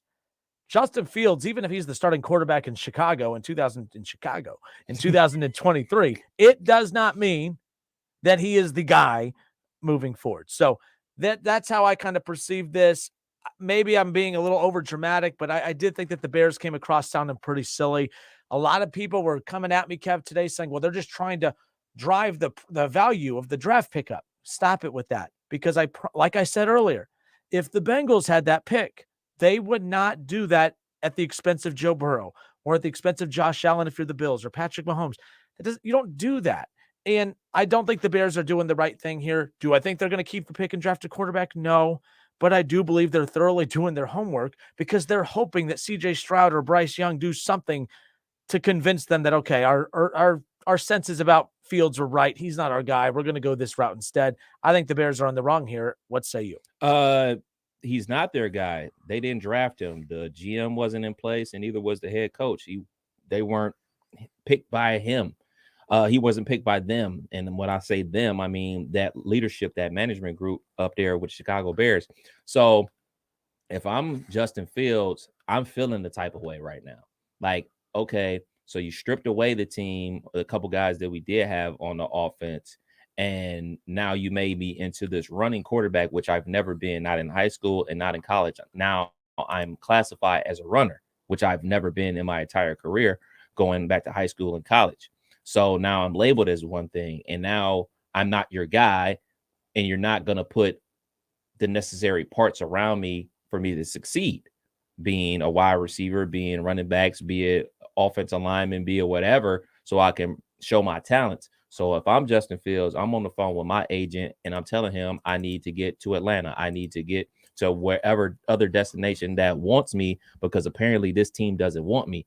And you say this all the time, there's no fair in sports. You're right. It's not fair. It is what it is. So if it's a business move by the Chicago Bears, it'd be a business move by me trying to get me up out of here, because I'm not wanted. And even if they are, just say like, oh, trying to drive up the price of the pick or whatever, there's better ways to doing that than talking about your young quarterback that's on your roster. Like if you could keep that type of stuff kind of like close to the vest, you don't have to go up in front of the media and say it out loud. You can have those conversations behind closed doors. And the same thing that happened when you go in front of the media to talk about it, you're GM to GM, and that conversation goes on. Or you could leak it to the media. You don't have to go up in front of we're going to look at all the quarterbacks and see what shakes out and whatever. Like this isn't college football where competition from that position breeds better. You know, you pick a guy, you roll out there with the guy, you try to surround said guy with enough talent so he can blossom and bloom into the talent that you always thought he could be. So if I'm Justin Fields, like I said before, I'm on the phone with my agent and I'm saying, hey, Atlanta, what's up? Because they don't want me. Do y'all? Or what other team out there that's in look for a quarterback, because the Chicago Bears are a disaster. So, and Brian Fraley, he says, is anyone asking Kansas City, Cincinnati, et cetera, these questions? Brian, I can't tell like the context of how you're asking this. No, but that's why I was using. So to be fair, the reason I was talking about Cincinnati and Kansas City, if they were in this position is because, to your point, Brian, no one's asking them these questions. They're drafting at the back of the draft. So you already know that answer. So let's just be fair here, that you already know that answer. I was using them as an example as teams who have their quarterback. The Chiefs are married to Patrick Mahomes. The Bengals are married to Joe Burrow. So if they were in the Bears spot where they had the number 1 overall pick because they went through a bad season and they had that pick, if they were in that situation, they would not, if they were asked those, they would not answer them that way. They would not say the plans to have Patrick Mahomes and Joe Burrow. No, they would say, first of all, we're doing our homework on all the prospects out here because you never know if we might come across paths down the road. Yeah. But we know who our quarterback is right now. This is just about evaluating the talent. There's just different ways to go about it. And I think that the Bears, by the way, I don't think that they said anything wrong, because I think they said what they meant. We're doing our homework because Right. I think we kind of like Bryce Young. CJ Stroud has a lot of great qualities about him. I mean, we could reset the quarterback clock. All the things that Tannenbaum said a while back that made everyone upset, I don't think he was saying that out of left field. I think he kind of got inside as, hey, I think that they're considering this. I don't think they're leaning towards it, but they are considering it. So the Bears are technically doing the right thing on their end, but they're not doing the right thing by Justin Fields, which is who I was coming to defend. Mm-hmm. And somehow I'm the bad guy. Doesn't make any sense, but I'm with you. Like at some point you talk about the Bears making business decisions for themselves. Justin Fields, at some point, you do player empowerment, player movement. Like, you can go into business for yourself as well and say, hey, you know what?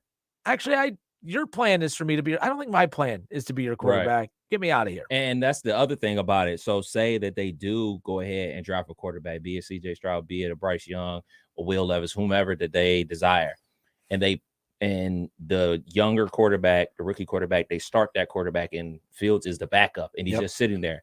Well, those are years of his development put on hold. I mean, we kind of laugh at it now with the Josh Rosen situation from his one and only year with the Cardinals and then moving on to Kyler Murray. But for them holding him for that entire football season derailed his entire football career instead of cutting him, because we've seen first-round picks get cut before, or trading him to somewhere else where he can try to go on with his career. So for lack of a better word, they're holding dudes hostage from flourishing somewhere else. If you don't want me, let me go. Yeah, and by the way, I don't think it would be the end of the world. Like, if the Bears just announced, you know what, we didn't draft Fields like you said, we would like to kind of start fresh from the ground up with the guys that we like. I don't think the Bears are the villains in that. I think we would say, you know, that's because now you're moving on from Fields here in February, where Fields can get plenty of time for him and his agent to work out, you know, with the front office, a trade that is going to be suitable for both. And by the way, that's not wishful thinking. That happens. By the way, when Aaron Rodgers and the Packers finally have had enough of one another, which I think they're this close, they're going to work together one final time to make sure that it's a win-win for both sides, unless Aaron Rodgers is super vindictive, or if the Packers the Packers can't be, because Aaron Rodgers holds a lot of that power there. But yeah, at the end of the day, the Bears move Justin Fields. If they don't want him as their quarterback, they're not wrong for that. Right. But there are right and wrong ways to go about it. Yeah. You're 100% correct. Hey, man, this is business. This is highest leverage sports. If they don't think you're good enough, or they think the other guy is better than you, they have every right in the world to cut you, trade you, draft another dude ahead of you. But what I have a problem with is, all right, we're going to draft someone ahead of you, play that other person ahead of you, and then, not request this trade, not send you off to somewhere. Like, oh, man, we're not getting the value for you that we want. Like, well, you're holding up my life. And guess what? And if he's a Chicago Bear and he sits this entire year behind Bryce Young, C.J. Stroud, or whomever, and we're going to view him as a bust. Not going to view the Chicago Bears, because the Chicago Bears are going to keep on playing football games decade after decade. And then we'll look at Fields as, oh, man, he had that one great year as a runner, and he never developed as a passer. He was a bust. This is his career that he's playing with. So if you don't want him, trade him. Mark on Facebook, he messages in, Kev, he goes, the amount of disrespect that Fields has been through with that crappy team, he should demand to be traded. Doug Toby, he goes, if Chase and Burrow go down, we'll just have a season like the Browns. You guys, man, I can't wait for a full season of Deshaun Watson. 5 months just to get to a preseason game. 6 months to the games that matter are officially here. Doug Toby, you're going to make this a long off season. Season. Yeah. Let's get till May. That's how I usually kind of get back at people. I just let my list do the talking. Kenner and Kev, 1410 ESPN Radio. We'll be right back.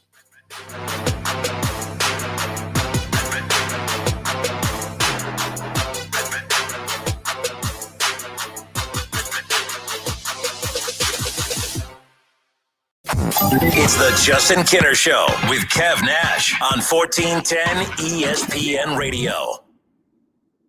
ESPN 1410 Wing AM weather. The forecast says partly cloudy skies, 40 tonight. Wednesday, increasing clouds and 71. Sunshine and 56 on Thursday. I'm Rick Schremp for 1410 ESPN Radio. Discover credit cards do something awesome. At the end of your first year, they automatically double all the cash back you've earned. That's right. Everything you earn doubled. See terms and check it out for yourself at discover.com/match. Here at Roosters, we're not just a fun casual joint. We're a family. No matter who we are serving, our guests or our community, we strive to better the lives of those around us. Whether it's aiding in the battle against cancer, helping to educate the next generation, or simply putting a smile on someone's face, the Roosters Foundation has helped raise over $1 million annually for local charities. Our community has given us so much. This is the least we can do. Roosters, we're a fun casual joint, but so much more.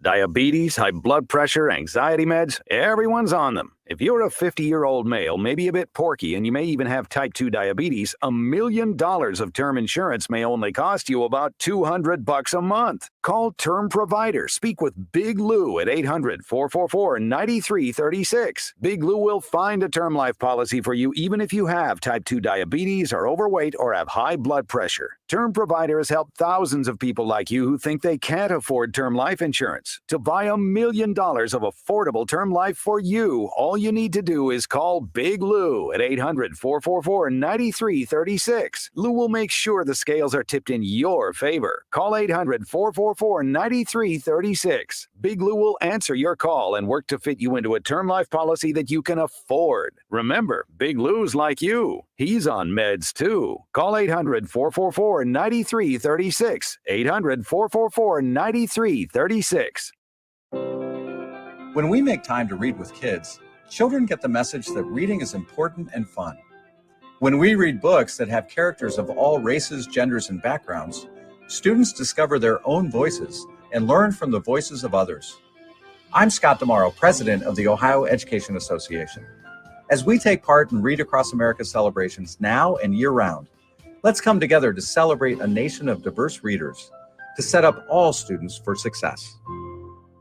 Chronic joint pain has a snowball effect. It's not just the pain. What that did is just make me depressed that I couldn't get back into the gym, and I was inactive, gaining weight. I had to find another alternative. And for Chad, that alternative was QC Kinetics and the non-surgical natural biologic treatments that can give lasting relief to aching hips, shoulders, knees, and backs. Once they explained it, it made sense. Putting what we have inside our body back into us in a certain strategic way to heal up in a natural process was fantastic. QC Kinetics treatments take place right in the office. No downtime, no surgery. And as for the outcome, I'm just back to bouncing around, having fun, doing my work, living pain-free. Don't let chronic joint pain rob you of your quality of life. Discover advanced regenerative medicine at QC Kinetics. Call now to learn more. It's a free consultation.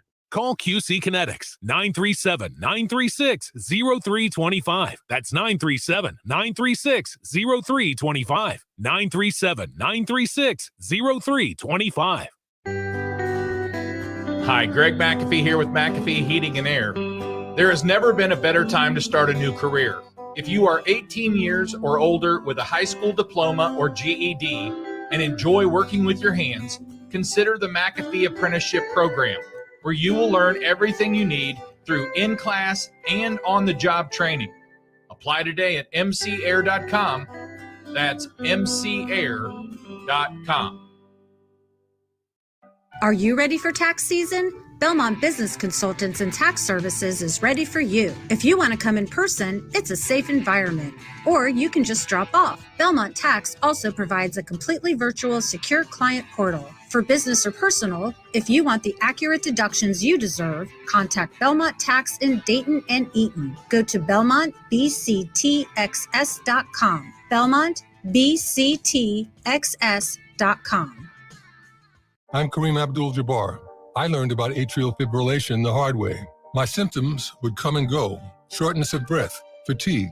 I kept going. Then I got so lightheaded, I couldn't. My doctor said I have AFib, so I'm about 5 times more likely to have a stroke. Other symptoms, irregular heartbeat, heart racing, chest pain can come and go, but the risk of stroke stays. If you have symptoms, tell a doctor. Visit notimetowait.com. Sponsored by Bristol-Myers Squibb and Pfizer. Let's be real. Mopping is a hassle. You have to fill the bucket, pushing a wet, heavy mop around, then cleaning the mop when you're done so it doesn't grow bacteria. A hassle on top of a hassle. Try Swiffer WetJet. With Swiffer WetJet, you start with a fresh pad and cleaning solution every time. And when you're done, you just toss the pad. Swiffer WetJet, the faster, easier, cleaner way to clean your floors. Discover credit cards do something awesome. At the end of your first year, they automatically double all the cash back you've earned. That's right, everything you earn doubled. See terms and check it out for yourself at discover.com/match. Hey, it's Max Kellerman, and you're listening to Dayton's ESPN Radio, 1410 WINGAM.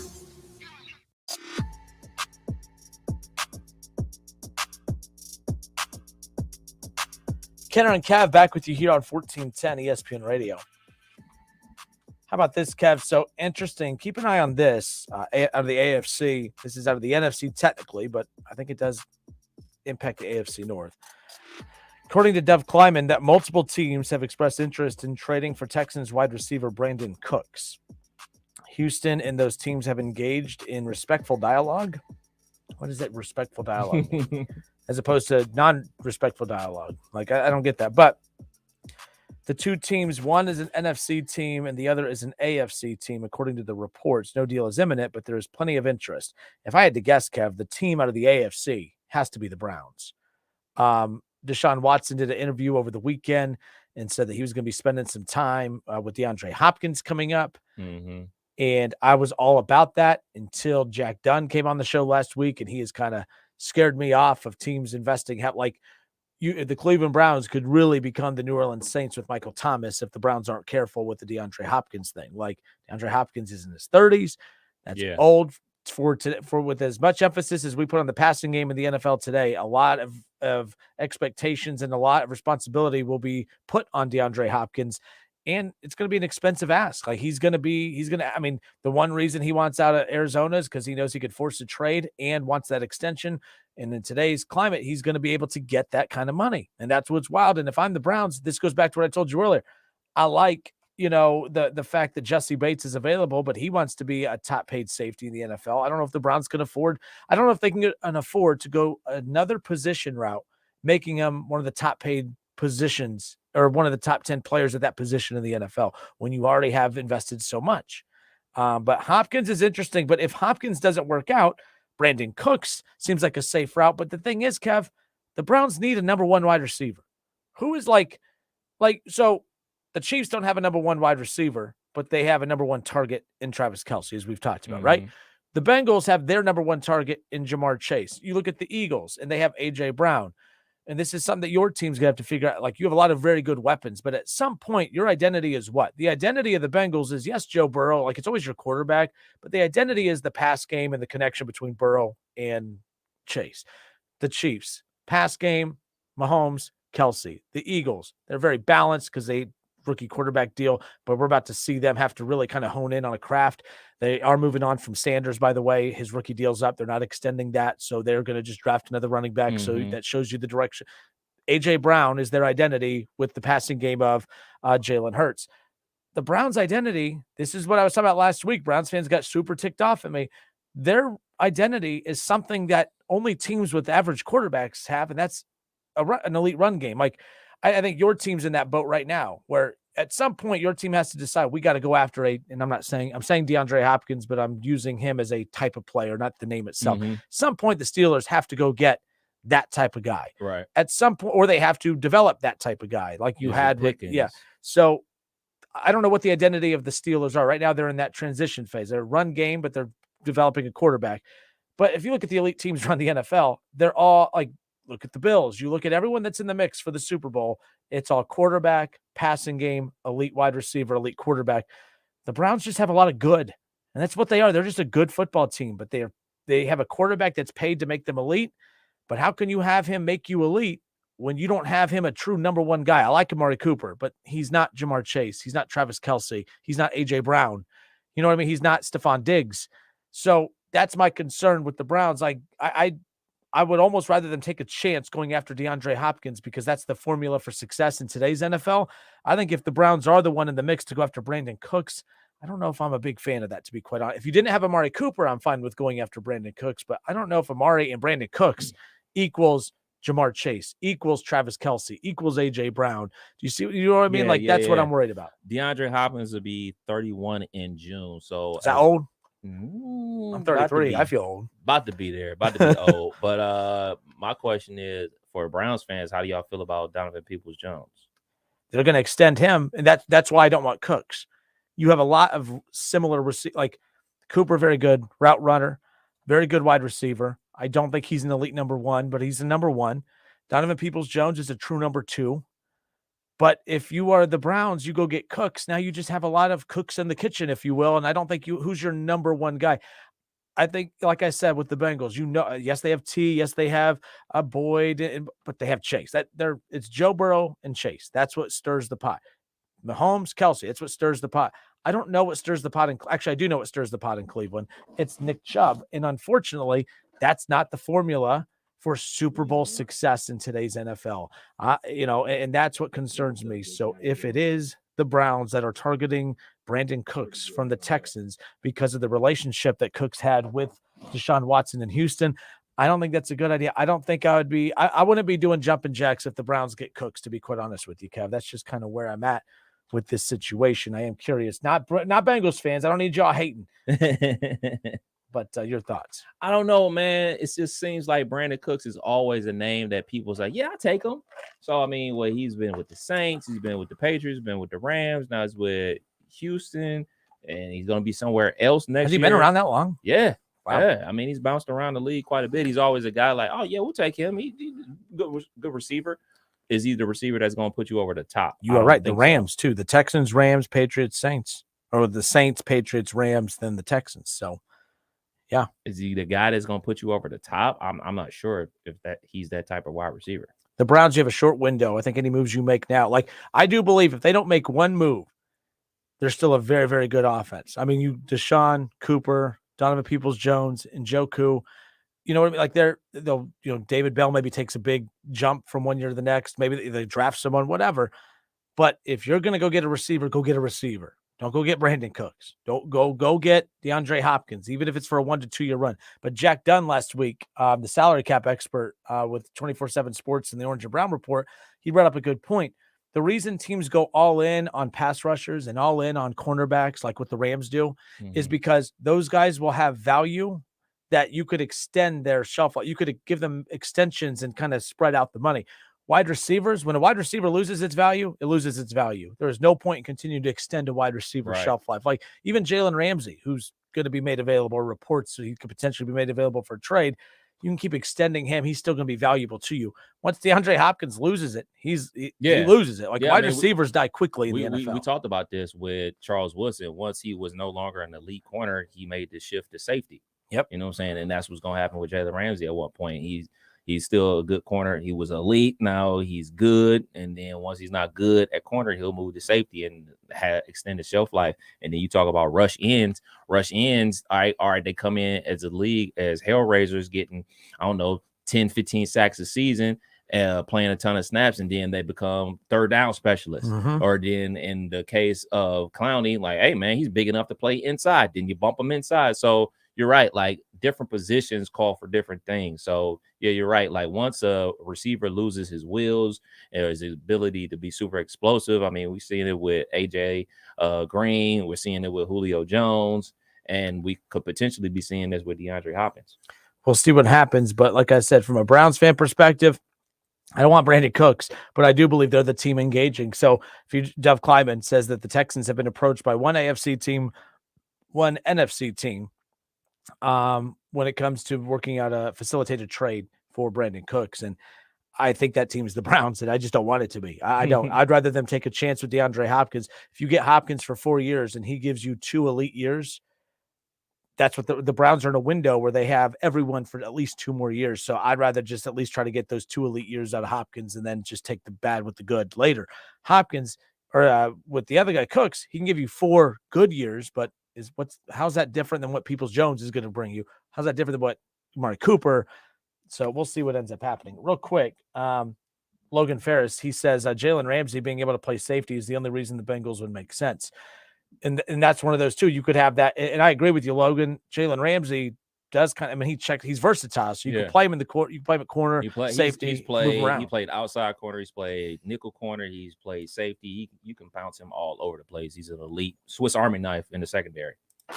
Interesting stuff, folks. Appreciate all of you. Oh, real quick, hold on. I think I know who we got. You know who we got. Is this Dickie? It is. Dickie, how are you, buddy? What's up, Dustin and Kevin? What's up? Another day in paradise. What you got for us today? Well, you were talking, Justin and Kevin. I know but do you like the idea of? I was talking up in Cleveland last night. Do you like the idea of Watson coming back as quarterback? Yeah, I mean, they don't have a choice, Dickie. They're financially married to this dude for 230 reasons guaranteed. So, I mean, why not? I think he's an elite quarterback. He'll be fine. Why, are you not sold?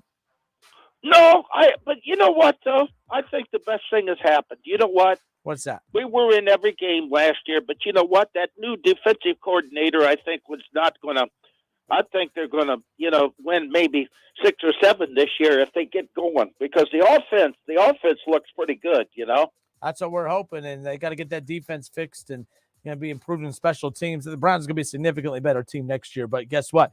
So will the Bengals, so will the Chiefs, and a lot of teams in the AFC, and the Ravens, of course, waiting to see what they do with Lamar. But, Dickie, what you got planned this week? Are you playing anywhere? I have to go. I bought I got a little bit of text. I bought me. I played in the Strawberry last night. The banjo group. We used to have a good group, but everybody went off. Died. But I've been playing this place in Xenia, and I went up to Guitar Center. One of the guys knows me, hears me talk. He's a big fan of you guys. And he introduced me to a banjo ukulele, and I got it for about $180. How about that? How about that? I don't know what the market goes for those, but it sounds like you got a deal. Yeah, and I've been calling up. Have you ever heard of Jeff Phelps? No. No? No, sir. He was on. We got 30 seconds, Dickie. So just finish your statement. He was on the Cavs radio network, but you know what? I'm looking forward when Jimmy. Oh, we're back to the Cavs. Okay. Yeah, Duran and them come back, and you know what? I'm going to call them this year. I think they look forward to it, don't they? Every time I talk to them, they say, "Tell Dickie and Dayton we said hello." So, but Dickie, we're out of time, buddy. Okay, have a good day. You too, Dick from Dayton. Always in a great mood. Last thing here before we step away for a few moments. Mark Smith, be nice. He goes, somebody bust Dickie's bubble and tell him that the Browns stink. Mark, be nice. What are you such a bully for? Come on, Mark. I mean, my goodness, that was you're a bully. You're a bully. Be nice, Mark. Brian Staley. Brian's I know he's a Bears fan. I believe he's a Bears fan, but he goes, coming back from a weekend home in Chicago, the fans are ready for a quarterback change. So I'm at the Bears. This goes back to our comments a little bit ago. They're ready for a quarterback change. The Bears want Caleb Williams. That right there, when we were talking about the Bears a little bit ago, and we said, hey, that if there's good business decisions and how you go about it, if the Bears just came out and said, we kind of like next year's quarterback class better and whatever, then say that. But it doesn't mean you should drag Justin Fields' career down in the mud in pursuit of another quarterback. But we'll see what happens. But, Brian, thank you for that. A lot of times with different storylines in sports, I'll listen to sports talk throughout the day. Like when I'm in my office, I'll turn on various shows in various markets where some big storylines are happening, like what he just said right now in Chicago. It is interesting. I think we here in Dayton and Buckeye country, we're fighting for Justin Fields more than the Bears fans are in Chicago because they see it big picture. Like, they're not sold on Fields either. They appreciate what Fields did this year, but they're not sold on Fields either. Kinner and Kev, 1410 ESPN Radio. We'll be right back.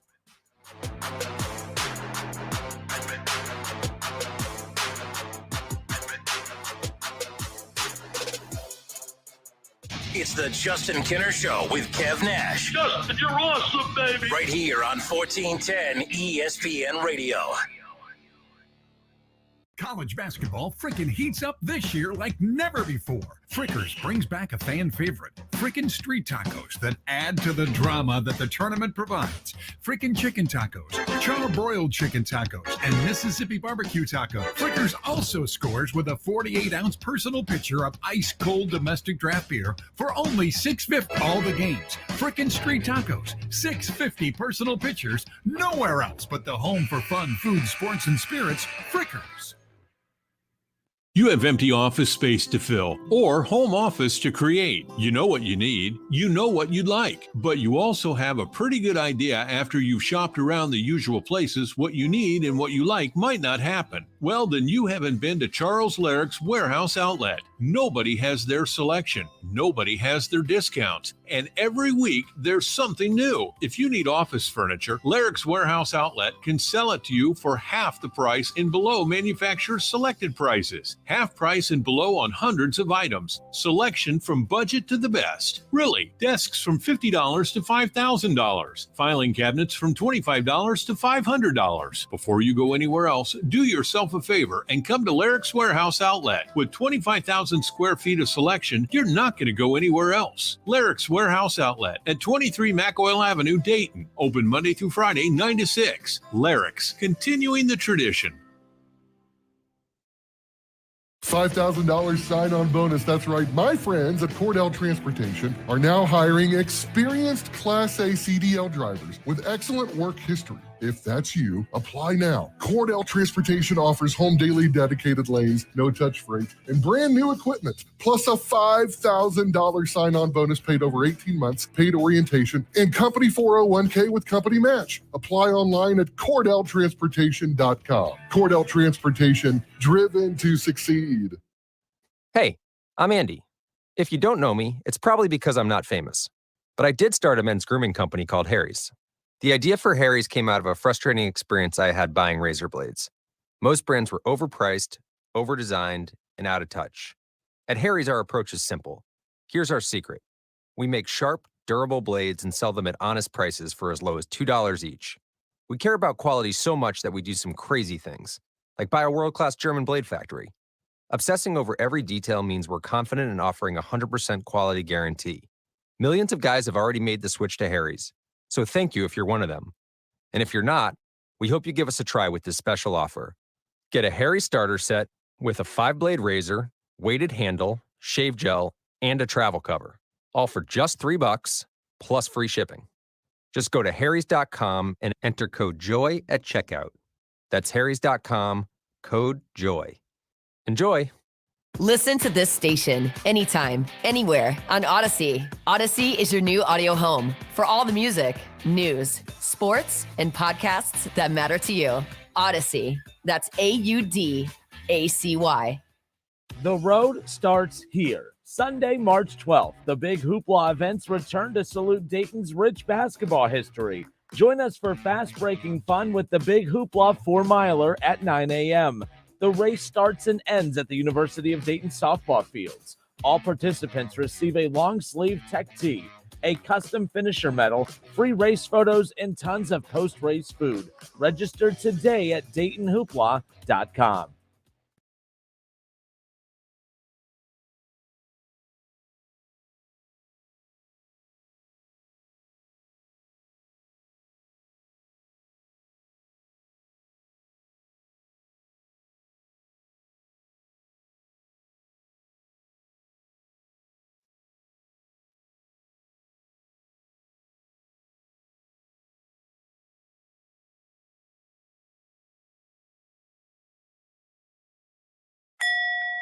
Do you or any of your family members, neighbors, or friends own a property that you just want to be done with it? If so, call TurboTrack Realty today for an all-cash offer at 614-470-2000, 614-470-2000. Would it be convenient for you to take what you wanted and leave the rest behind? Great, I'll buy it. Call 614-470-2000.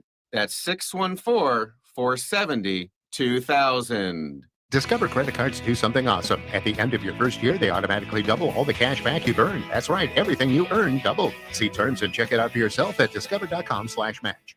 Hey everybody, it's Stephen A. Smith, and everyone knows my feelings on Cowboys fans. But really, Justin Kinner, you're a Cowboys fan and a Browns fan? Good Lord have mercy. I don't know what the hell to do with y'all. I really don't. It's the Justin Kinner Show with Kev Nash. Weekdays from 3 to 6 p.m. on 1410 ESPN Radio.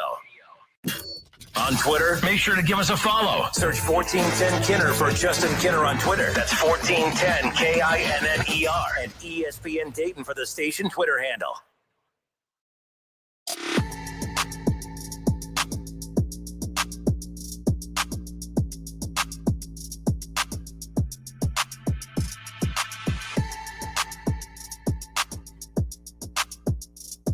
All right, and we are back. Kinner and Kev with you here on 1410 ESPN Radio. So what's interesting, Kev, a little bit ago, let me make sure we're on the camera. Are we on live? Yeah, there we are. Now we're off and rolling. So Brian said that he just got back. He's Brian Staley on Facebook. He said he just spent a weekend over in Chicago. And he said that all the sports talk over there, that all the fans are ready for a quarterback change. They all really want Caleb Williams. And this goes back to what we talked about a little bit ago. If the Bears just came out and said, we're doing our homework, we really like the next year's quarterback class better. We're going to roll into 2023 and see where things lie and reevaluate at the end of the year. I think you have to have you have to be at least clear and open and honest. That doesn't exist in sports, but it is amazing. If you go that route, you're going to have the naysayers and people complain, but I don't think people would complain with that. If you want Caleb Williams, who is supposed to be the next like Andrew Luck, who's supposed to be that, that next talent coming out that everyone's trying to position for, he's supposed to be the next Patrick Mahomes. Okay. I don't blame you. I don't blame you for that. You passed on Patrick Mahomes the last time, and look what that did for you. So we'll see what happens with this, but nonetheless, he said a lot of talk, a lot of chatter. Everyone wanted Caleb Williams. Not saying he's wrong, but everybody wants Caleb Williams. And you know what was talked last year at this time? Everybody wanted Bryce Young because he was coming off the Heisman. He was balling this thing. And guess what? If Caleb Williams doesn't win the Heisman Trophy next year, let's just say, just throw a dart in the air. Let's just say Kyle McCord. It's Kyle McCord. He goes balls out of control, wins the Heisman Trophy. Everybody's going to want him. So this talk about like, all right, man, let's just go ahead and tank this entire football season. Hope you're ready for that if that's what you want to do. Hope the season ticket holders are ready for that, because guess what? You say that now that the season isn't going on. Like, yeah, man, we're going to tank and go ahead and get Caleb Williams next year, and then we'll be good. You say that when there's no football being played. But as soon as they lose to the Green Bay Packers, as soon as they lose to the Minnesota Vikings, as soon as they lose this game and lose that game and lose that game, and then they're talking like, man, the Bears haven't won since blah, blah, blah date. Man, the Bears got the first overall draft pick again. They've locked it up already in November. You're not going to feel the same way then as you did when you said that statement. So if that's what you want to do, by all means, go ahead and do it. Go ahead and tank the season to get one guy, and one guy could potentially change your franchise around. But I'm a firm believer in there's not just one guy. One guy is not going to turn your entire franchise around completely. It's going to be a team situation. This is not the NBA. This is not the Cavs drafting LeBron James. It is simply not that easy in the NFL, because we can sit here and talk about like, oh man, Patrick Mahomes is the best quarterback in the league. Well, guess what? Kansas City Chiefs had a very good football team before he was a starting quarterback. Oh man, Joe Burrow turned it around. Oh, guess what? They also drafted Jamar Chase and T. Higgins. And oh man, they spent a ton of money in free agency on defense because they didn't have a defense before. This is a team game. Wait, so Joe Burrow didn't just come in and turn everything around? He doesn't play defense. Wow.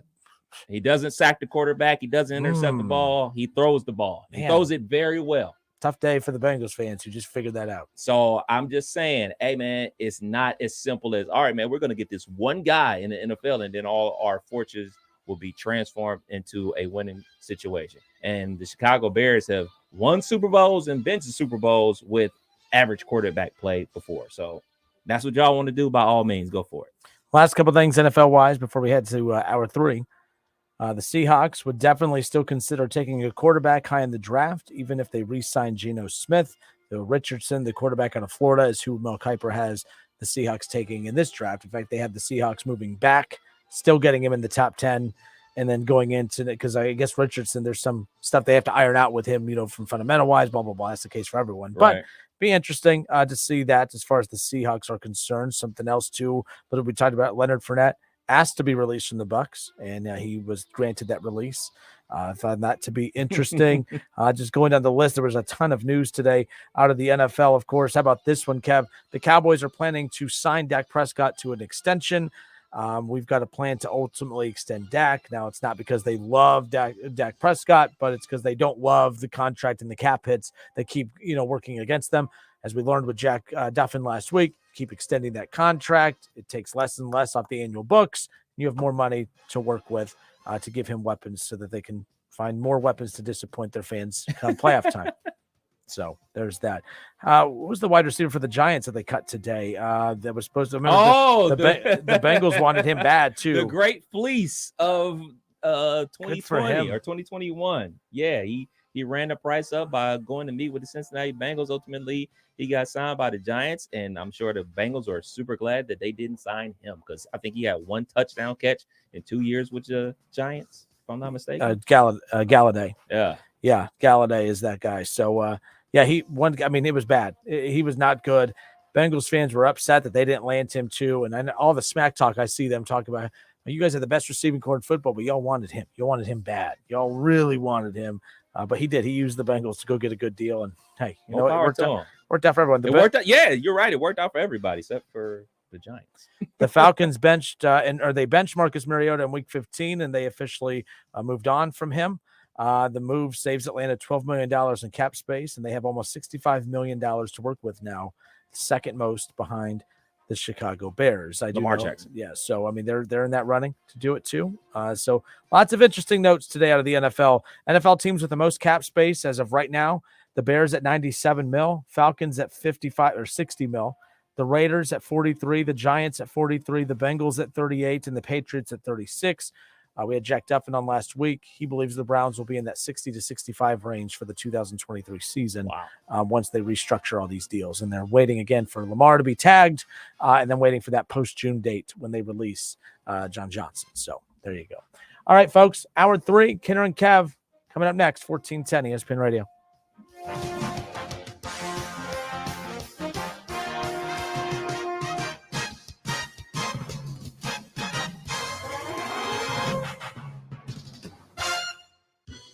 Listen, stream, watch. It's the Justin Kinner Show with Kev Nash right here on Dayton's ESPN.